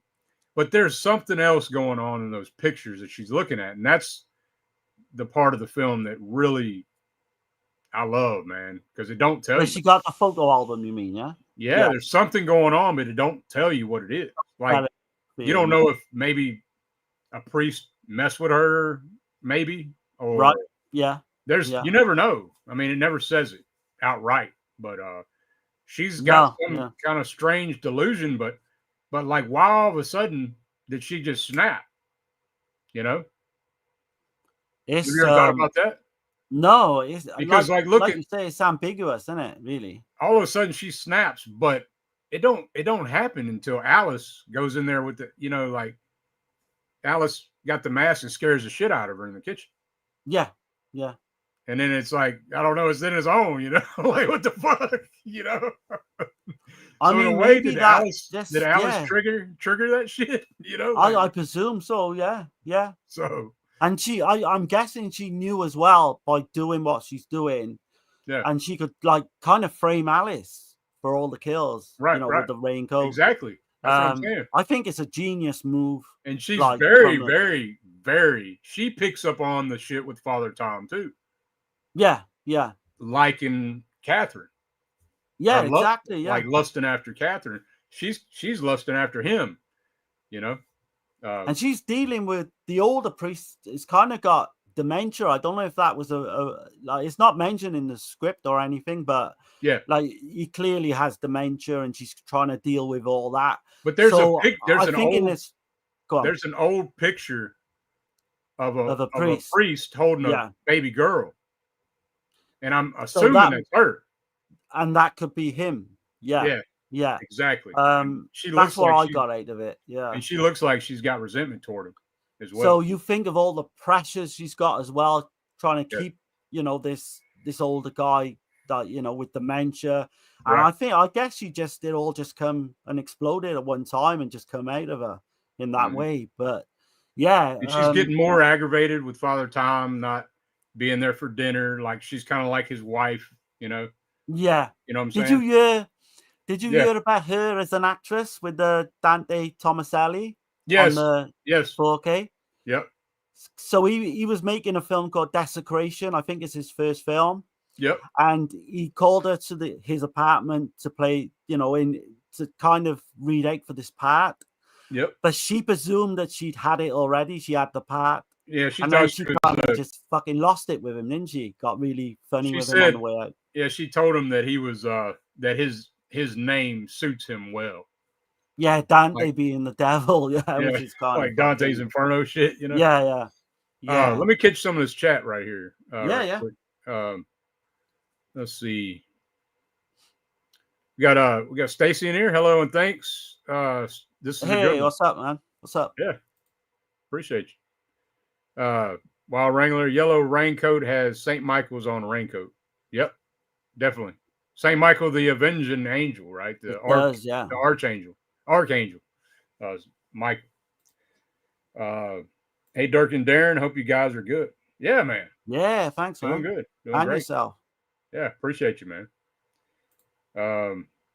Everybody's saying, hey, saw Poltergeist when I was 3, hated clowns after that. Yeah, yeah, it has that effect. I think we all fucking did. It had a few fears when I was a kid. Even the TV when the cable went off, when the TV went off at night, fucked me up. Yeah. And the creepy tree as well. The tree. Yep. Don't look behind you, Wrangler. Yeah. Don't All look now. We caught up. But yeah, man, this has been a good good chat, man. I appreciate everybody hanging out with us. Yeah, let us know in the comments like how you feel about this film. Hopefully everybody that's here has seen it all the way, because Yeah. I'd hate to spoil the film, but I did throw the warning up. So There is. I'm not sure if I spoke to you about this before. I think I may have. Did you do the Eurocult episode when we covered this, no, Dirk? No. Oh, okay. So there's a scene during that murder, the last murder we see, where I think it's a chain or a crucifix goes down the throat of the father. yeah. Because they pull it out in the inquest, don't they, in the autopsy. I wasn't I didn't want to go because I didn't know he was gonna go ahead and spoil Mr. Trudoni. But Yeah. she's trying to get that crucifix out of his mouth because Right. she had it, right? And that's one thing that you see too. Like he knows he's dying, he's gonna die. And Yeah. he's like, bitch, you're not getting this fucking cross. So Kinda you go do it. back, you go forward then to Dario Argento's opera and the scene with exactly the fucking same scene. Oh man, I didn't Yeah. even think about that. Yeah, I was like, when I first saw this, I was like, Argento must have fucking lifted. I would that. say so, probably. Oh no, it's too close. It's 100%. I would say. So yeah, I always thought that was kind of a great fucking scene because it's done year first as well. We got a question here from Rye, the horror guy. Yeah. He says, "Do you guys take any movie recommendations for these movie breakdowns?" Yeah, we'll man. take recommendations. Yeah, For sure. let us know what you know. Yeah. What you want us to cover. Like, I'm sure we can do it. Yeah, for sure.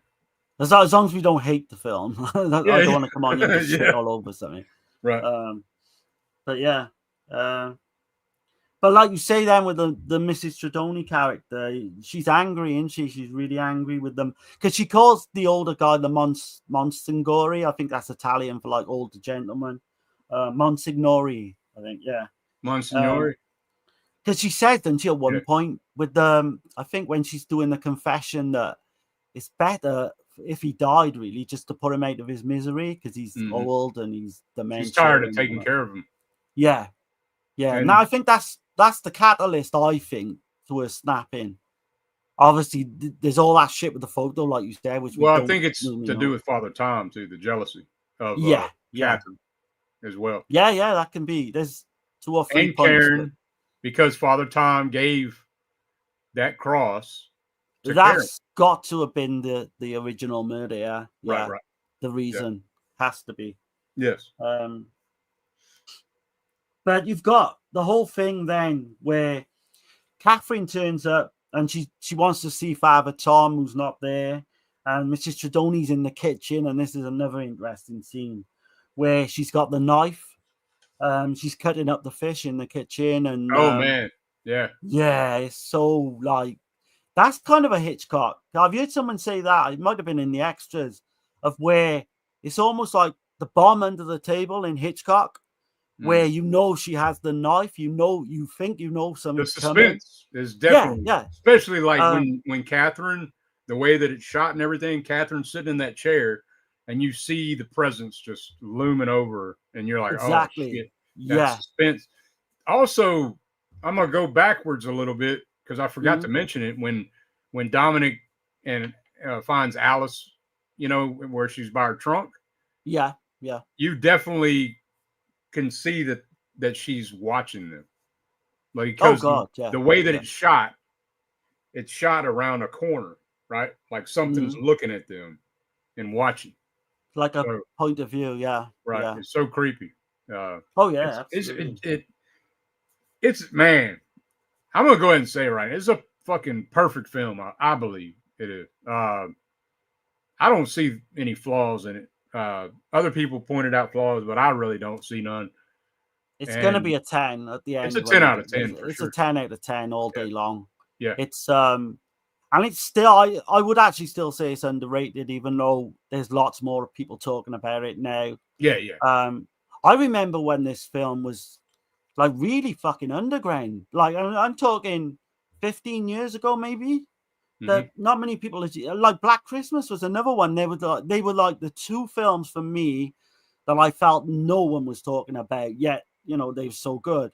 And then I don't know, it just kind of overnight in a way, or maybe a release or something come out, and like I'm just so glad that these 2 films are like. I mean, this was I forgot to mention it earlier. This was shot on 16 millimeter too. Yeah. So for the way it looks, it's Texas Chainsaw level. I mean, God, yeah, it's almost like a documentary style, isn't it? It does got that look, yeah. Right. Yeah. I mean, I might say the Second Sight Texas Chainsaw looks better. Right. I just got to say that, but this looks way fucking better than the 88. And I see Rod the Horror guy. He says, could you possibly do Who Can Kill a Child, an under the radar movie not enough people know about?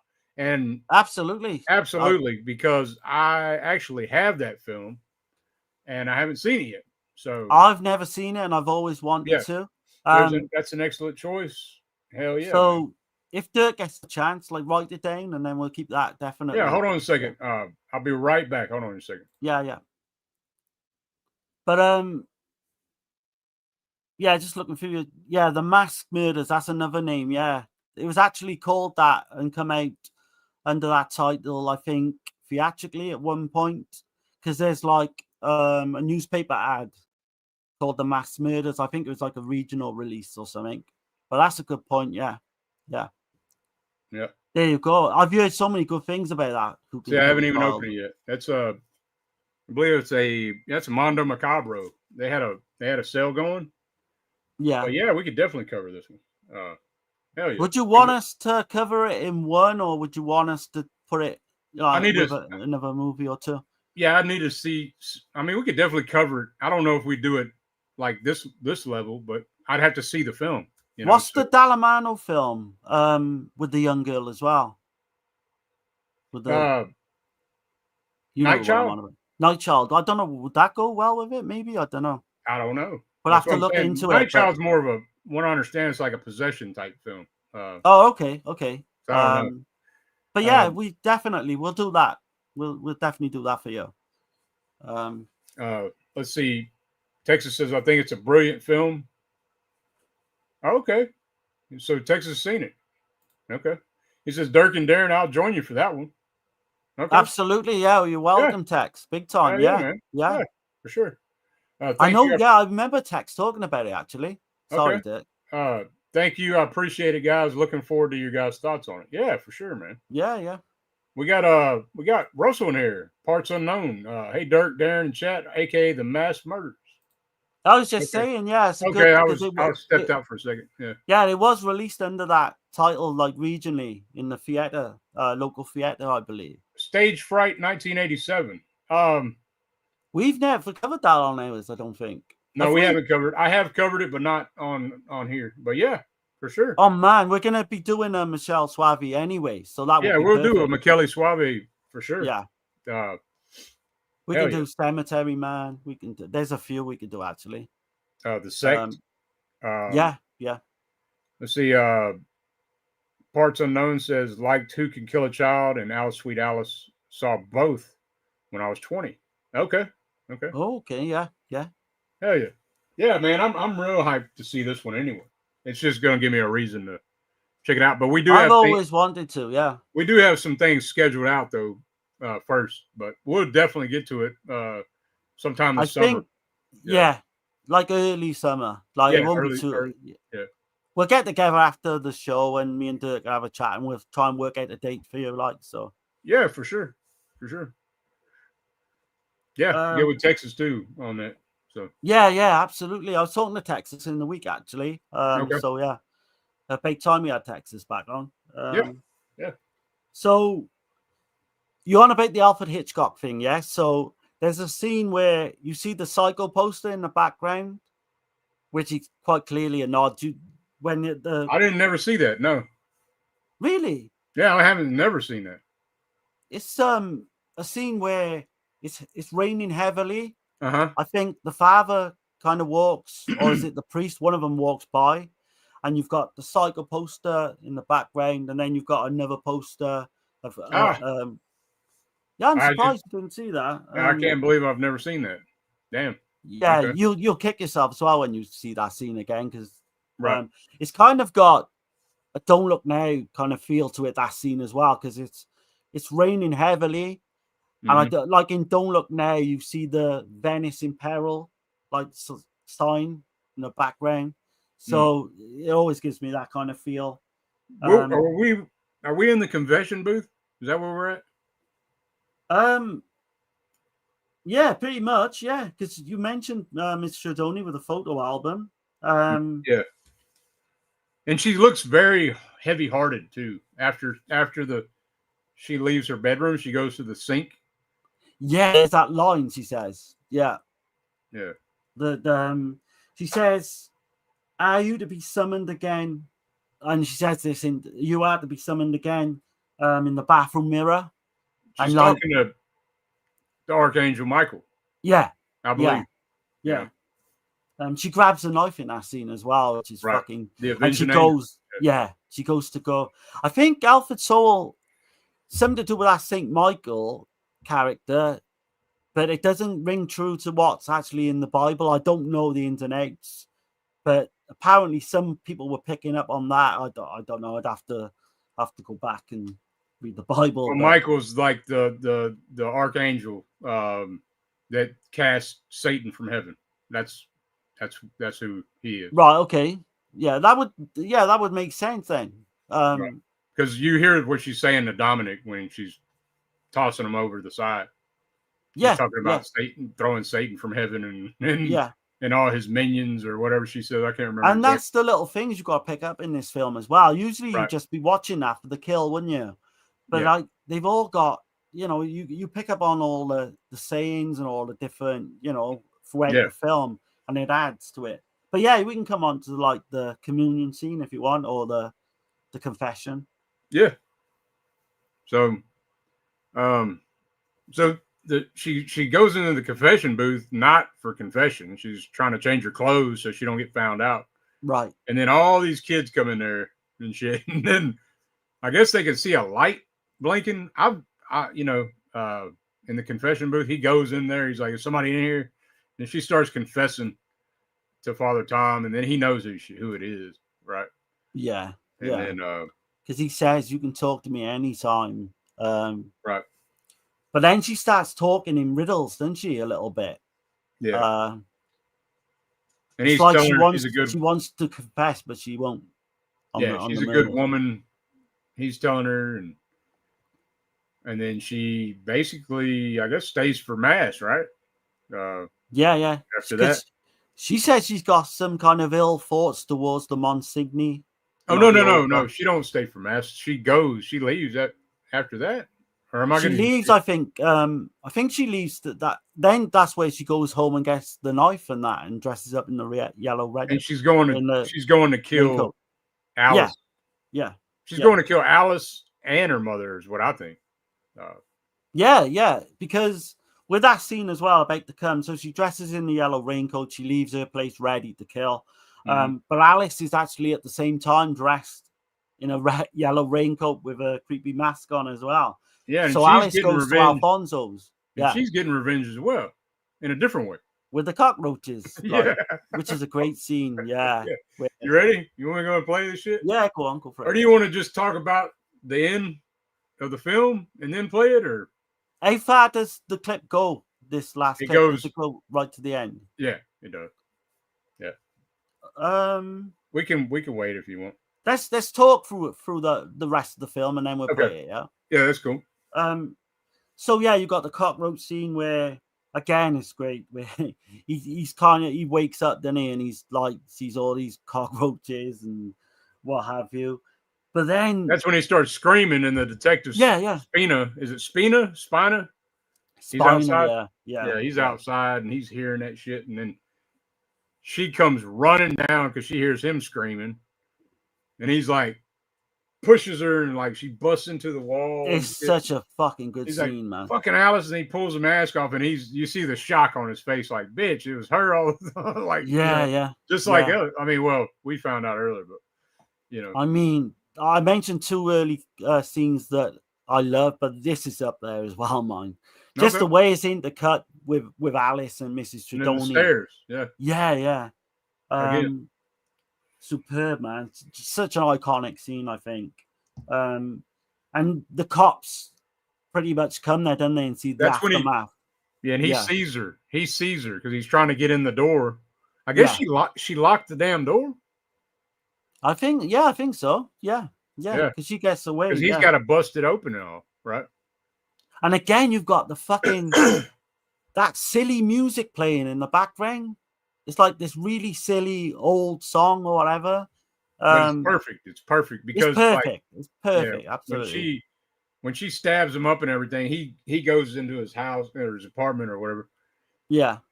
And he falls and knocks the damn goldfish bowl, and you see that broken glass with his hand and the blood and the goldfish. Like, so good. Yeah. Done really well. And then you've got the lead up into the final kind of church scene finale. Yeah, the suspense is great too, because thinking, what the hell is she gonna do now? And she comes in there with her yellow slicker on and shit, and sits down and has mass and is trying to get closer and closer to Alice and Catherine. Yeah, Where yeah, she finally gets up there with them at the altar, right? yeah. I think she's trying to get communion at one point, isn't she? She's She's trying trying to to do get communion, and Um, Father Tom knows because the police officer told him, and because they were going to go and get her right then before yeah, she yeah. went in They're there. going to take her But out Father straight Tom away. has this idea she's going to participate and listen to him and all that shit, right? That's such a sad scene as well. Thinking that he could literally like, oh, she'll come clean when she knows, Yeah, because yeah. of me. Like, and he doesn't really want her to get shot at or hurt in any way. I'll make her Right. come clean type thing. And Yep. then the ending is completely don't look now. It's the fucking Donald Sutherland ending. It's there's no denying that. But again, he's got his own spin on it with the church and the whole kind of the police are staking out the church and all that, the build up, how tense it is. And you know But that then the conversation between Father Tom and Detective Spina. yeah, So Lustig was shitting on that scene where you see the police, the red police light in yeah. between their faces. Like he's like he hates that shot or whatever. And I think it works. I think it looks right. I think it's Fucking fine. Lustig sounds like a fucking dick, man. Yeah. He praised the film for the most part, but he did tell him, he said, I'm gonna tell you where you fucked up though. Like kind of shit. Like Did he work much on the film, Lustig? a little bit. He worked on the earlier stairway scene where Annie gets stabbed Yeah. for the special effects, and the scene where the milk was dropped and spilt or whatever in the kitchen. Okay. That's two that I know that he worked on. So Yeah. I've always liked him, and I've seen William Lustig in many interviews, and I've always liked the guy. And yeah. he worked on Inferno a little bit for Argento, didn't he? But Right. no, just saying that the scene where it just comes from fucking nowhere, where she just gets the knife out the fucking bag and just stabs this priest in the fucking neck.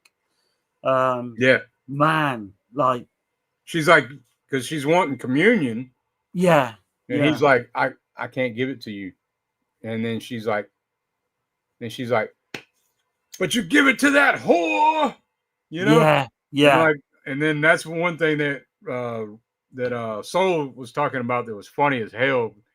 That everybody looks at Catherine when she says that. yeah. Like, What's so fucking eerie about that scene as well, where she fucking knifes him in the neck, but then she cradles him like a baby afterwards. yeah, When he's she's done like, lost it. yeah, She's so far gone. And then we see Alice get up. She's like, my interpretation is like, okay, well, I'm kind of done with this shit. Like just walking away from the church, right? Walking away from the church, and this police runs into her and shit. But then it's ambiguous, right? She pulls that fucking knife out of the brown paper bag. Is she going to be the future Mrs. Trudoni? And it almost ends like The Omen with like a slight smile on her face. Yeah. I think it's too obvious to think that she's going to go on and become the killer, like a killer again, keep the killings going.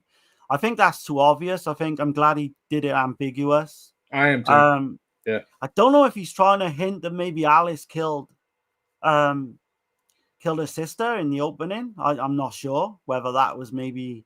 No. I don't know.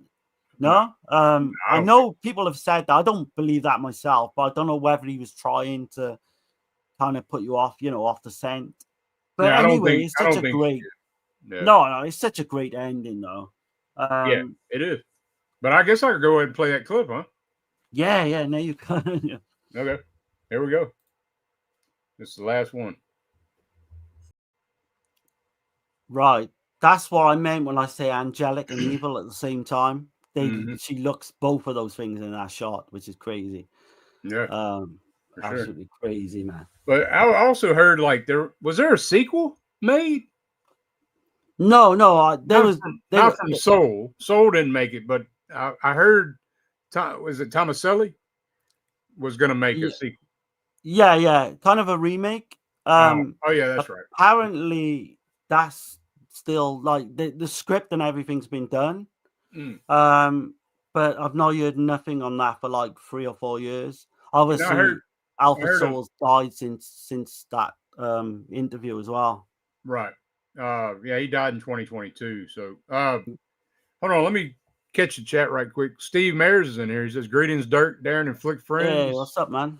Yeah, man, what's going on? Good to see Russell. Yeah, man. Everybody's talking. Cool. But yeah, I'm glad they didn't make a fucking sequel to this movie. Oh no, it's shit. There's no way it's going to be good anyway. I mean, I'm just glad that even Soul didn't make a sequel because yeah. I think he had planned on doing a sequel at one point, but I think that was a great idea not to. So. Dante Tomaselli wants to do the remake, but the way he wants to do it is he wants the same scenes in a way, but he wants different outcomes to every scene. You know what I mean? So he wants to do it alternatively. Personally, I think that would just shit all over the legacy of the fucking original, to be honest. Yeah. And we've always got the original. It's like Suspiria, in it, with that fucking shit they come out with that. But we can always go back to the original. But some things are better left alone. I think this is one of them. You notice the parallels between Alice and Mrs. Trelawney, though? Right, go on. Like for one thing, the communion. They both don't get communion at the end. Well, Miss Trelawney don't get it because what she's been doing. Right. Yeah. I think the key to the whole film is, like you said, in that photo album. Yeah. That's the key, I think, to what starts. I think obviously Alice, kind of with the mask early on, does give her that kind of thought, but it's all to do with that photo album, which I don't see a lot of people mention that really when I've seen reviews and that of the film. But right, the photo album is key, I believe. Oh yeah. Because of the way she looks, and then it's almost like she's borderline schizophrenic. I kind of like the. I love the way it ends. It leaves it a mystery. It's got to be one of the best endings. Yeah, fucking ever. Leaves it. You don't know what the hell is going to happen. I know a lot of people have said, or people have said that it'd be interesting to see what happened to them. The sages. Is it sages? Sages? Spages or Spages. That's it. Yeah. 10 years later. It'd be interesting in maybe a book form or something to see what happened to her character of Alice, and because at this point I don't believe she's going to grow up and live a normal life, is she? Because she's got so many kind of issues going on mentally. Right. But I'm glad they didn't do it in the film. Well, see, I call bullshit on that one theory that you mentioned though about her killing Karen. Mm-hmm. Because she says Karen killed or Karen wasn't it did the stabbing on Annie. Oh yeah, there's a couple of points during the film that Alice believes that Karen is the killer, right? And we didn't mention that in the lie detector test as well, right? Because the guy says she wasn't lying either when she said Karen is the killer. Right. But that could be because she's obviously got problems mentally. I don't know, but she thinks that maybe Karen came back. Yeah. From the dead. And then fucking her neighbor, Mr. Alfonso, is fucking with her about the dead come back and all this shit, Oh yeah, he says they come back. They're fucking yes. You know what I mean? Creepy dialogue is amazing. And she's got that weird little altar. What the hell is going on in her mind? So I mean, there's that part of the film is very ambiguous. Like, is she talking to something, on the other side? I don't know. But it's possible she could have gone on to be a serial killer. Obviously, with the animal, like the insect mutilation, and like this is very possible. But she's just calmly, like every kind of murder scene and like whatever happens, she's just calm after it, all of it.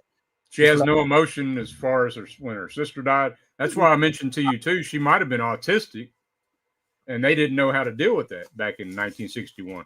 You know, I think there's a little bit of that. There's a little bit of psychopath. There's a little bit of everything in that character. plus the family dynamic where broken home type shit and all the other things we've talked about as well. I've still got quite a ton of notes. So Okay. with as regards to Alfred Soul, on set he had hepatitis. He caught hepatitis, and he was ill for quite a large part of the shooting of this film.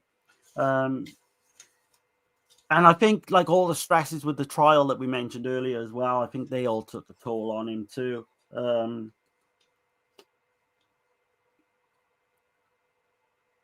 Just looking for my notes now so we haven't missed anything.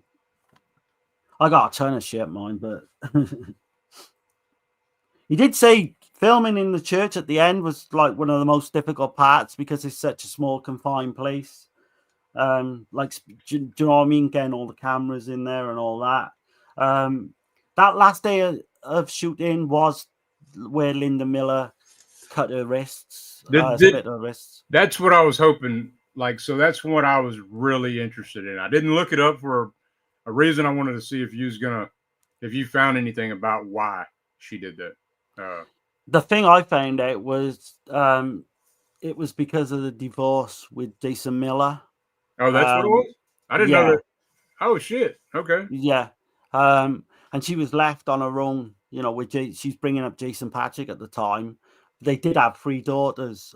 She had a daughter that's her daughter sitting with her on the bus. Yeah, yeah. She looks genuine. There's a couple shots, which I know she's supposed to look that way, but she looks like really depressed for real. And, that's what works in the film. Sorry, I just didn't have 3 daughters. She obviously had a son, didn't she? I think it may have been 2 sisters, but that's what works for the film because I think she felt that way in real life. Like you say, all the shit was going on with Jason Miller. And she's very passionate. Yeah. Her performance come out the way she felt. If you're slitting your fucking wrists during a scene or during a day of shooting on a film in front of everyone, you've obviously got fucking issues, Right. So I think it was the frustration and all that come out in the film, which works for the film. Completely works for the film. I do want to play. If I hope I'm not going to lose the audience, but I know some other people came in, and we already showed it. I was going to show the intro again. It's the new song, kind of like CK gave us. Yeah, go for it, man. Yeah. Shout out to CK again.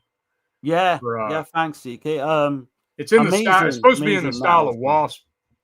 For an hour to kill. I was getting like Anthrax vibes, but yeah, I can see that too. A little bit, But yeah, I'm gonna play that now. So y'all check it out. This is the new song for an hour to kill. So here we go.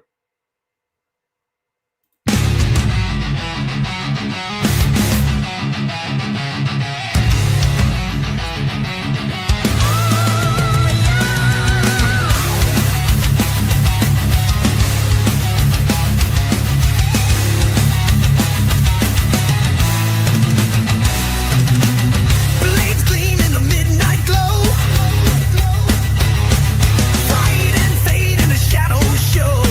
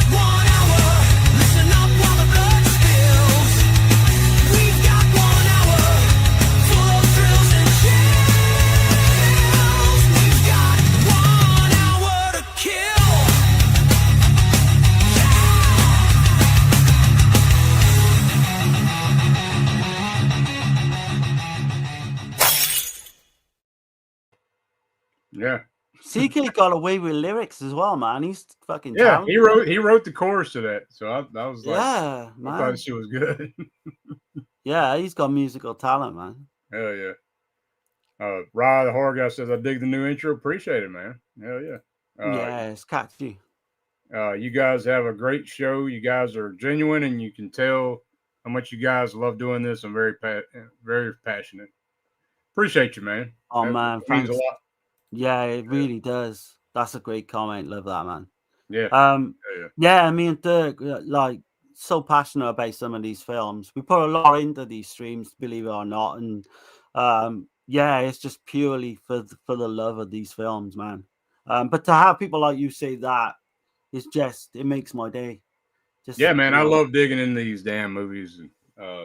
Yeah, I've always said it. Like, I used to do this anyway before I was doing streams, podcasts. Mhm. I would review films and write down stuff on my own. You know, I've Right. got books and books. So to do it like this and just like, cause me and Dirk didn't even know if we were gonna get like 3 or 4 viewers at one point. We just when you start off, right. It's just humbling, man, to know that you guys do dig what we're doing. And Hell yeah, man, definitely. And that's really cool. I forgot to mention that we got a comment from Amy Brown. Yeah. On the Soledad Miranda stream that we did. She did all the rigorous research, and she was the one that I got most of my information from on Soledad Miranda. And she has a YouTube channel called Sublime Soledad, I believe. Yeah, I subbed to that last night. Yeah, I subbed to her as well. So y'all check out her channel. She's got a website, soledadmiranda.com as well. And that was really cool. She was thanking us for the shout out. So appreciate you again on that. So I learned a lot. I was reading that comment last night. I was like, man, I you know, that's pretty cool. Let's hope that she would watch, but we didn't know. Right. Yeah. Yeah. Texas says, Rod, this is one of the best shows out here. Thanks for coming out and watching. I appreciate that, Tex, man. That means a lot. Oh, thanks, Tex. Yeah. You're welcome. You guys play very well off each other. Awesome, man. Yeah, thanks, man. Yeah. But yeah, man, I'm pretty much caught up with my stuff. I don't know what you got left. I'm pretty much, yeah. I've got a few bits and bobs if you want to go a little bit longer. It's up to you. I've kind of gone through everything. Lustig did say that when he was kind of growing up, like the way his family felt about like the Catholic Church or whatever. This is what I was hearing on the commentary. I was like, holy shit. He said all his family was like, never be alone with a priest, and all nuns all nuns are lesbians. I was like, oh fuck, man. Lustig, man. He's a trip, dude. But hopefully I'm not offending anybody out there, but you know, just repeating what he said. So I know Alfred Sowell said that he had a Mrs. Tredoni in his childhood that was exactly the same, like an Italian kind of older person, if you will, and he kind of drawn off her for inspiration for the character.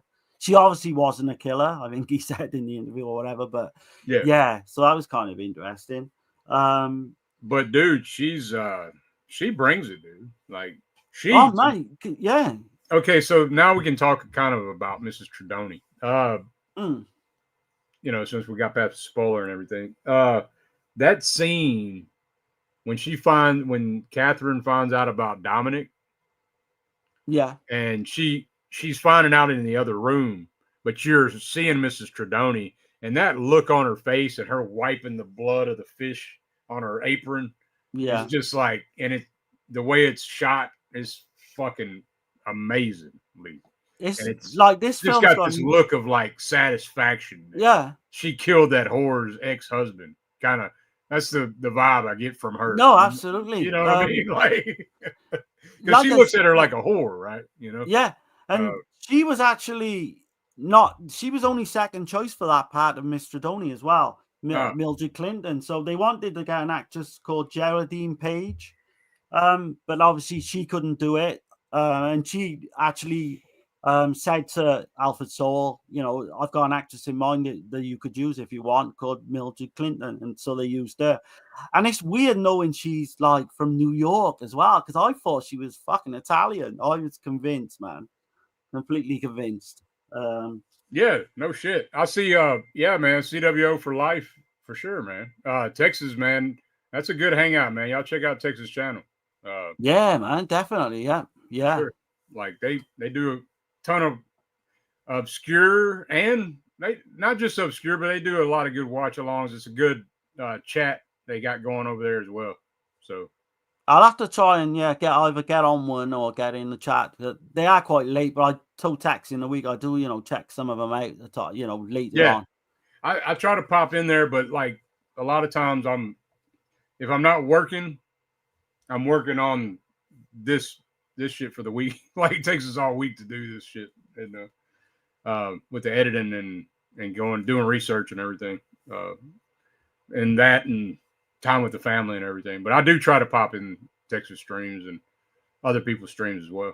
So I think there's something weird though, right? So when this film was being made, Alfonso the Noble was mentioned in the newspaper, but they put him under the name Alfonso Necros, and no one knows why. Maybe he was going under that name for a while too. I don't know, but it's kind of a mystery.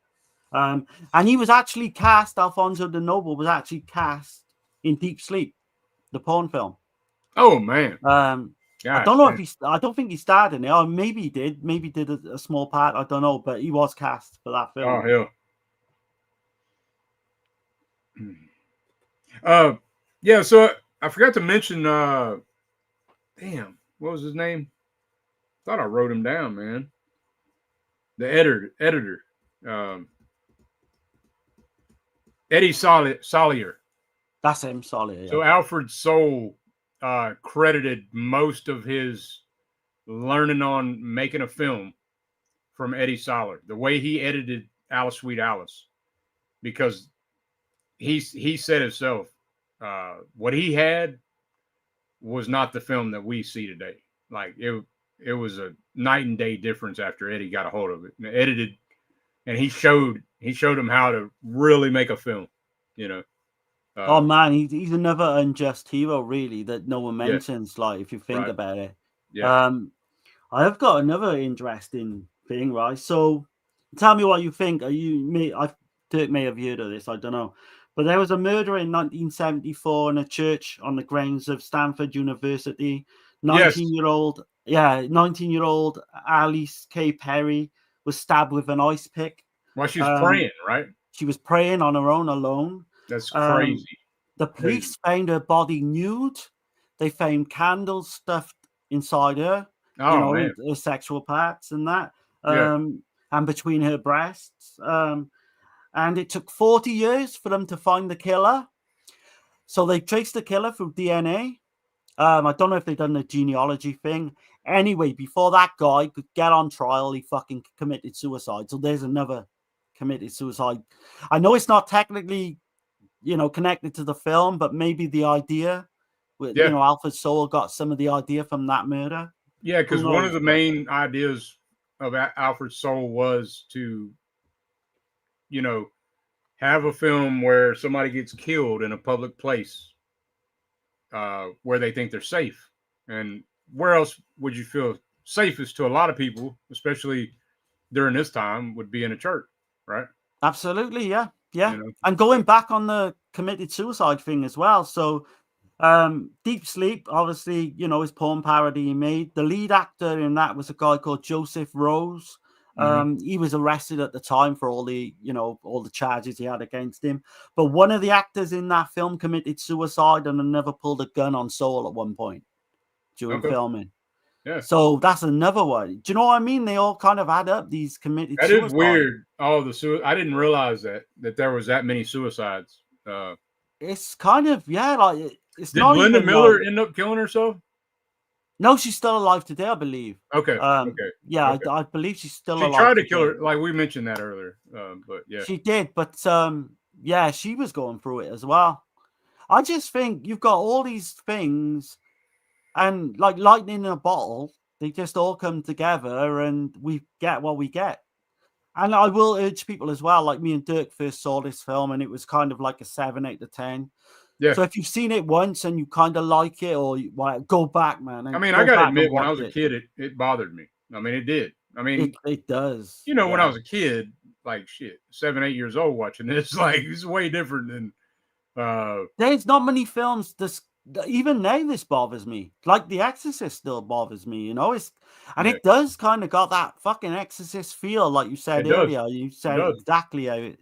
Yeah, man, it's weird. Yeah, definitely does. But yeah, man.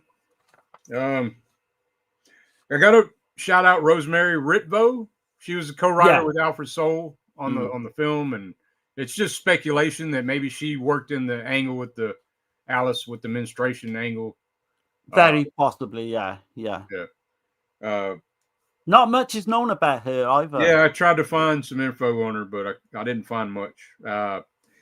Also, Alfred Soule, he directed a couple episodes for Friday the 13th, the series back in 88. And he did some Alfred Hitchcock Presents in 89. Yeah. He did a movie called Cheeseball Presents. That's the one with Pee Wee Herman, Elvira. Right, because Pee Wee Herman, I think, is in Pandemonium as well. Okay. And I don't know whether Elvira is, but yeah. Yeah. I mean, we mentioned Pandemonium, Tanya's Island earlier. Under Siege, 1986 action thriller. I don't think I've seen that one. I might have seen it, but Halloween Town. He was the production manager, production designer, and he also worked on Wishmaster 2 as the fucking production designer. So that's really what he got into, was doing doing production design for films. But he had an eye, so that's what they were saying. Other people mentioned that he had a real eye for like setting things up, But I guess he just didn't like that the chair of being a director, I don't know, because Dante Tomaselli, the filmmaker, he's around today. He's making films today. He's the cousin. Yeah. And I think he called him on the set. But what's so weird about it is he can remember being 6 years old, Dante Tomaselli, when the film came out. But he obviously couldn't go and see it. He remembers his parents going. But he didn't actually meet up with Alfred Soule until he was in his 20s. And they, over this film as well, they just got on really well. So Alfred Soule would, when he's doing all the production designs on these different shoots, I think he did a music video. So Dante Tomaselli turned up. I think it was a Whitney Houston music video. And they sounded like they were really close towards the end. It was the director for Pet Sematary, right? Yeah, Lambert, Mary Lambert. Yeah, Mary Lambert. Yeah. So it was kind of sad because they struck up a really good family bond at the end. But obviously, I don't know. Have you found out why he committed suicide? No. I didn't really look that deep into it. I didn't really want to know, in a way. Do you know what I mean? I don't really know why. Just like a lot of suicides, you never know why exactly. But yeah, it is weird how all these suicides fucking linked to this film. But yeah. But yeah, man, I hope people enjoy what we did. And yeah, man, I enjoyed going through it again and like really combing through it. And doing the film justice. I got a much bigger appreciation for it now. So, yeah, let us know in the chat if you really like these deep dives, or do you just prefer when we do free films, or do you like both? Do you like us mixing it up a little bit more? Some films we have to do 3 though. I feel like some there's not enough meat on the bone. I guess you say. I would say that definitely. But we got some good stuff planned as well coming up. So I don't know if you want to mention some of that. Go ahead. Yeah. So we got Alpha Romero next Saturday. Yep. And we're covering Martin, Two Evil Eyes, and Zombie 2. Yeah. So looking forward to that one. Next Sunday, we are doing Deep Cuts, Dario Argento. with Johnny. Hopefully, I think Yep. we're going to message Johnny to double check. Yeah, So we're he's gonna have available. Johnny's Boutique podcast. Yeah, man. So on. that's going to be a good one. So we're going to cover the Yep. first disc one of that. Yep. So we're gonna start digging into deep cuts, and that's gonna be 4. We're gonna do this in 4 different streams, but we're gonna Yeah. spread them out, like maybe like once a month. We'll do Yeah. a stream with Johnny because Johnny wants to go through this with us. So I think this one's got the first 2 episodes of Doorways into Darkness and a couple of documentaries that we'll go over. yeah, I'm not sure what we got the week after that, but I know we got coming up on the 6th as well. We're doing a show with Kenneth, all about Umberto Lenzi. So 3 of his films, Spasmo, Eyeball is one of them as well. Blood, always get Blood Orchids, isn't it? Bloodstained Orchids as well. So 7 I always get that Bloodstained mixed up. Yeah, I always get that mixed up with Bloodstained Shadow. Yeah, 7 Bloodstained Orchids, which is my favorite giallo from Umberto Lenzi. So he messaged me earlier. Actually, he said he rewatched Spasmo and he really likes that one. Oh so, yeah, I dig it too. Yeah, I dig all those films. But yeah, man, I guess we'll get out of here. I appreciate everybody hanging out, checking this out. If you're seeing this in the future, you like what we do, consider subbing up, liking it, or just carry on about your business and leave a comment, man, and let us know, how much you love Alice Sweet Alice, or if you hate it, or just or just tell us, go fuck ourselves, and you can do that too. So if you think we're shit, tell us as well. Yeah. We'll take it. We'll take constructive criticism. I got thick skin, man. I'm like head's full of concrete. But always looking to improve. So that's the main thing. Right. But yeah, man, we're gonna get out of here. I appreciate y'all. And Texas says Dirk and Darren, thanks for the plug. I appreciate it. Yeah, man. Definitely. Yeah, no worries, man. Yeah, y'all check them out, man. And anybody else in here that's got a channel, check them out as well. See Night All, appreciate it, Wrangler. Steve Mayer says, fantastic stream, gentlemen. Take care. I appreciate it, Steve. Yeah, thank you, Steve. And with that, man, we are gonna get up out of here. I will play this one little thing before we get out of here, though. How do you like it? How do you like it? All right. I got a couple. I got one more thing. So, all right. We're going to get out of here now. For real. Later, y'all. Bye, guys.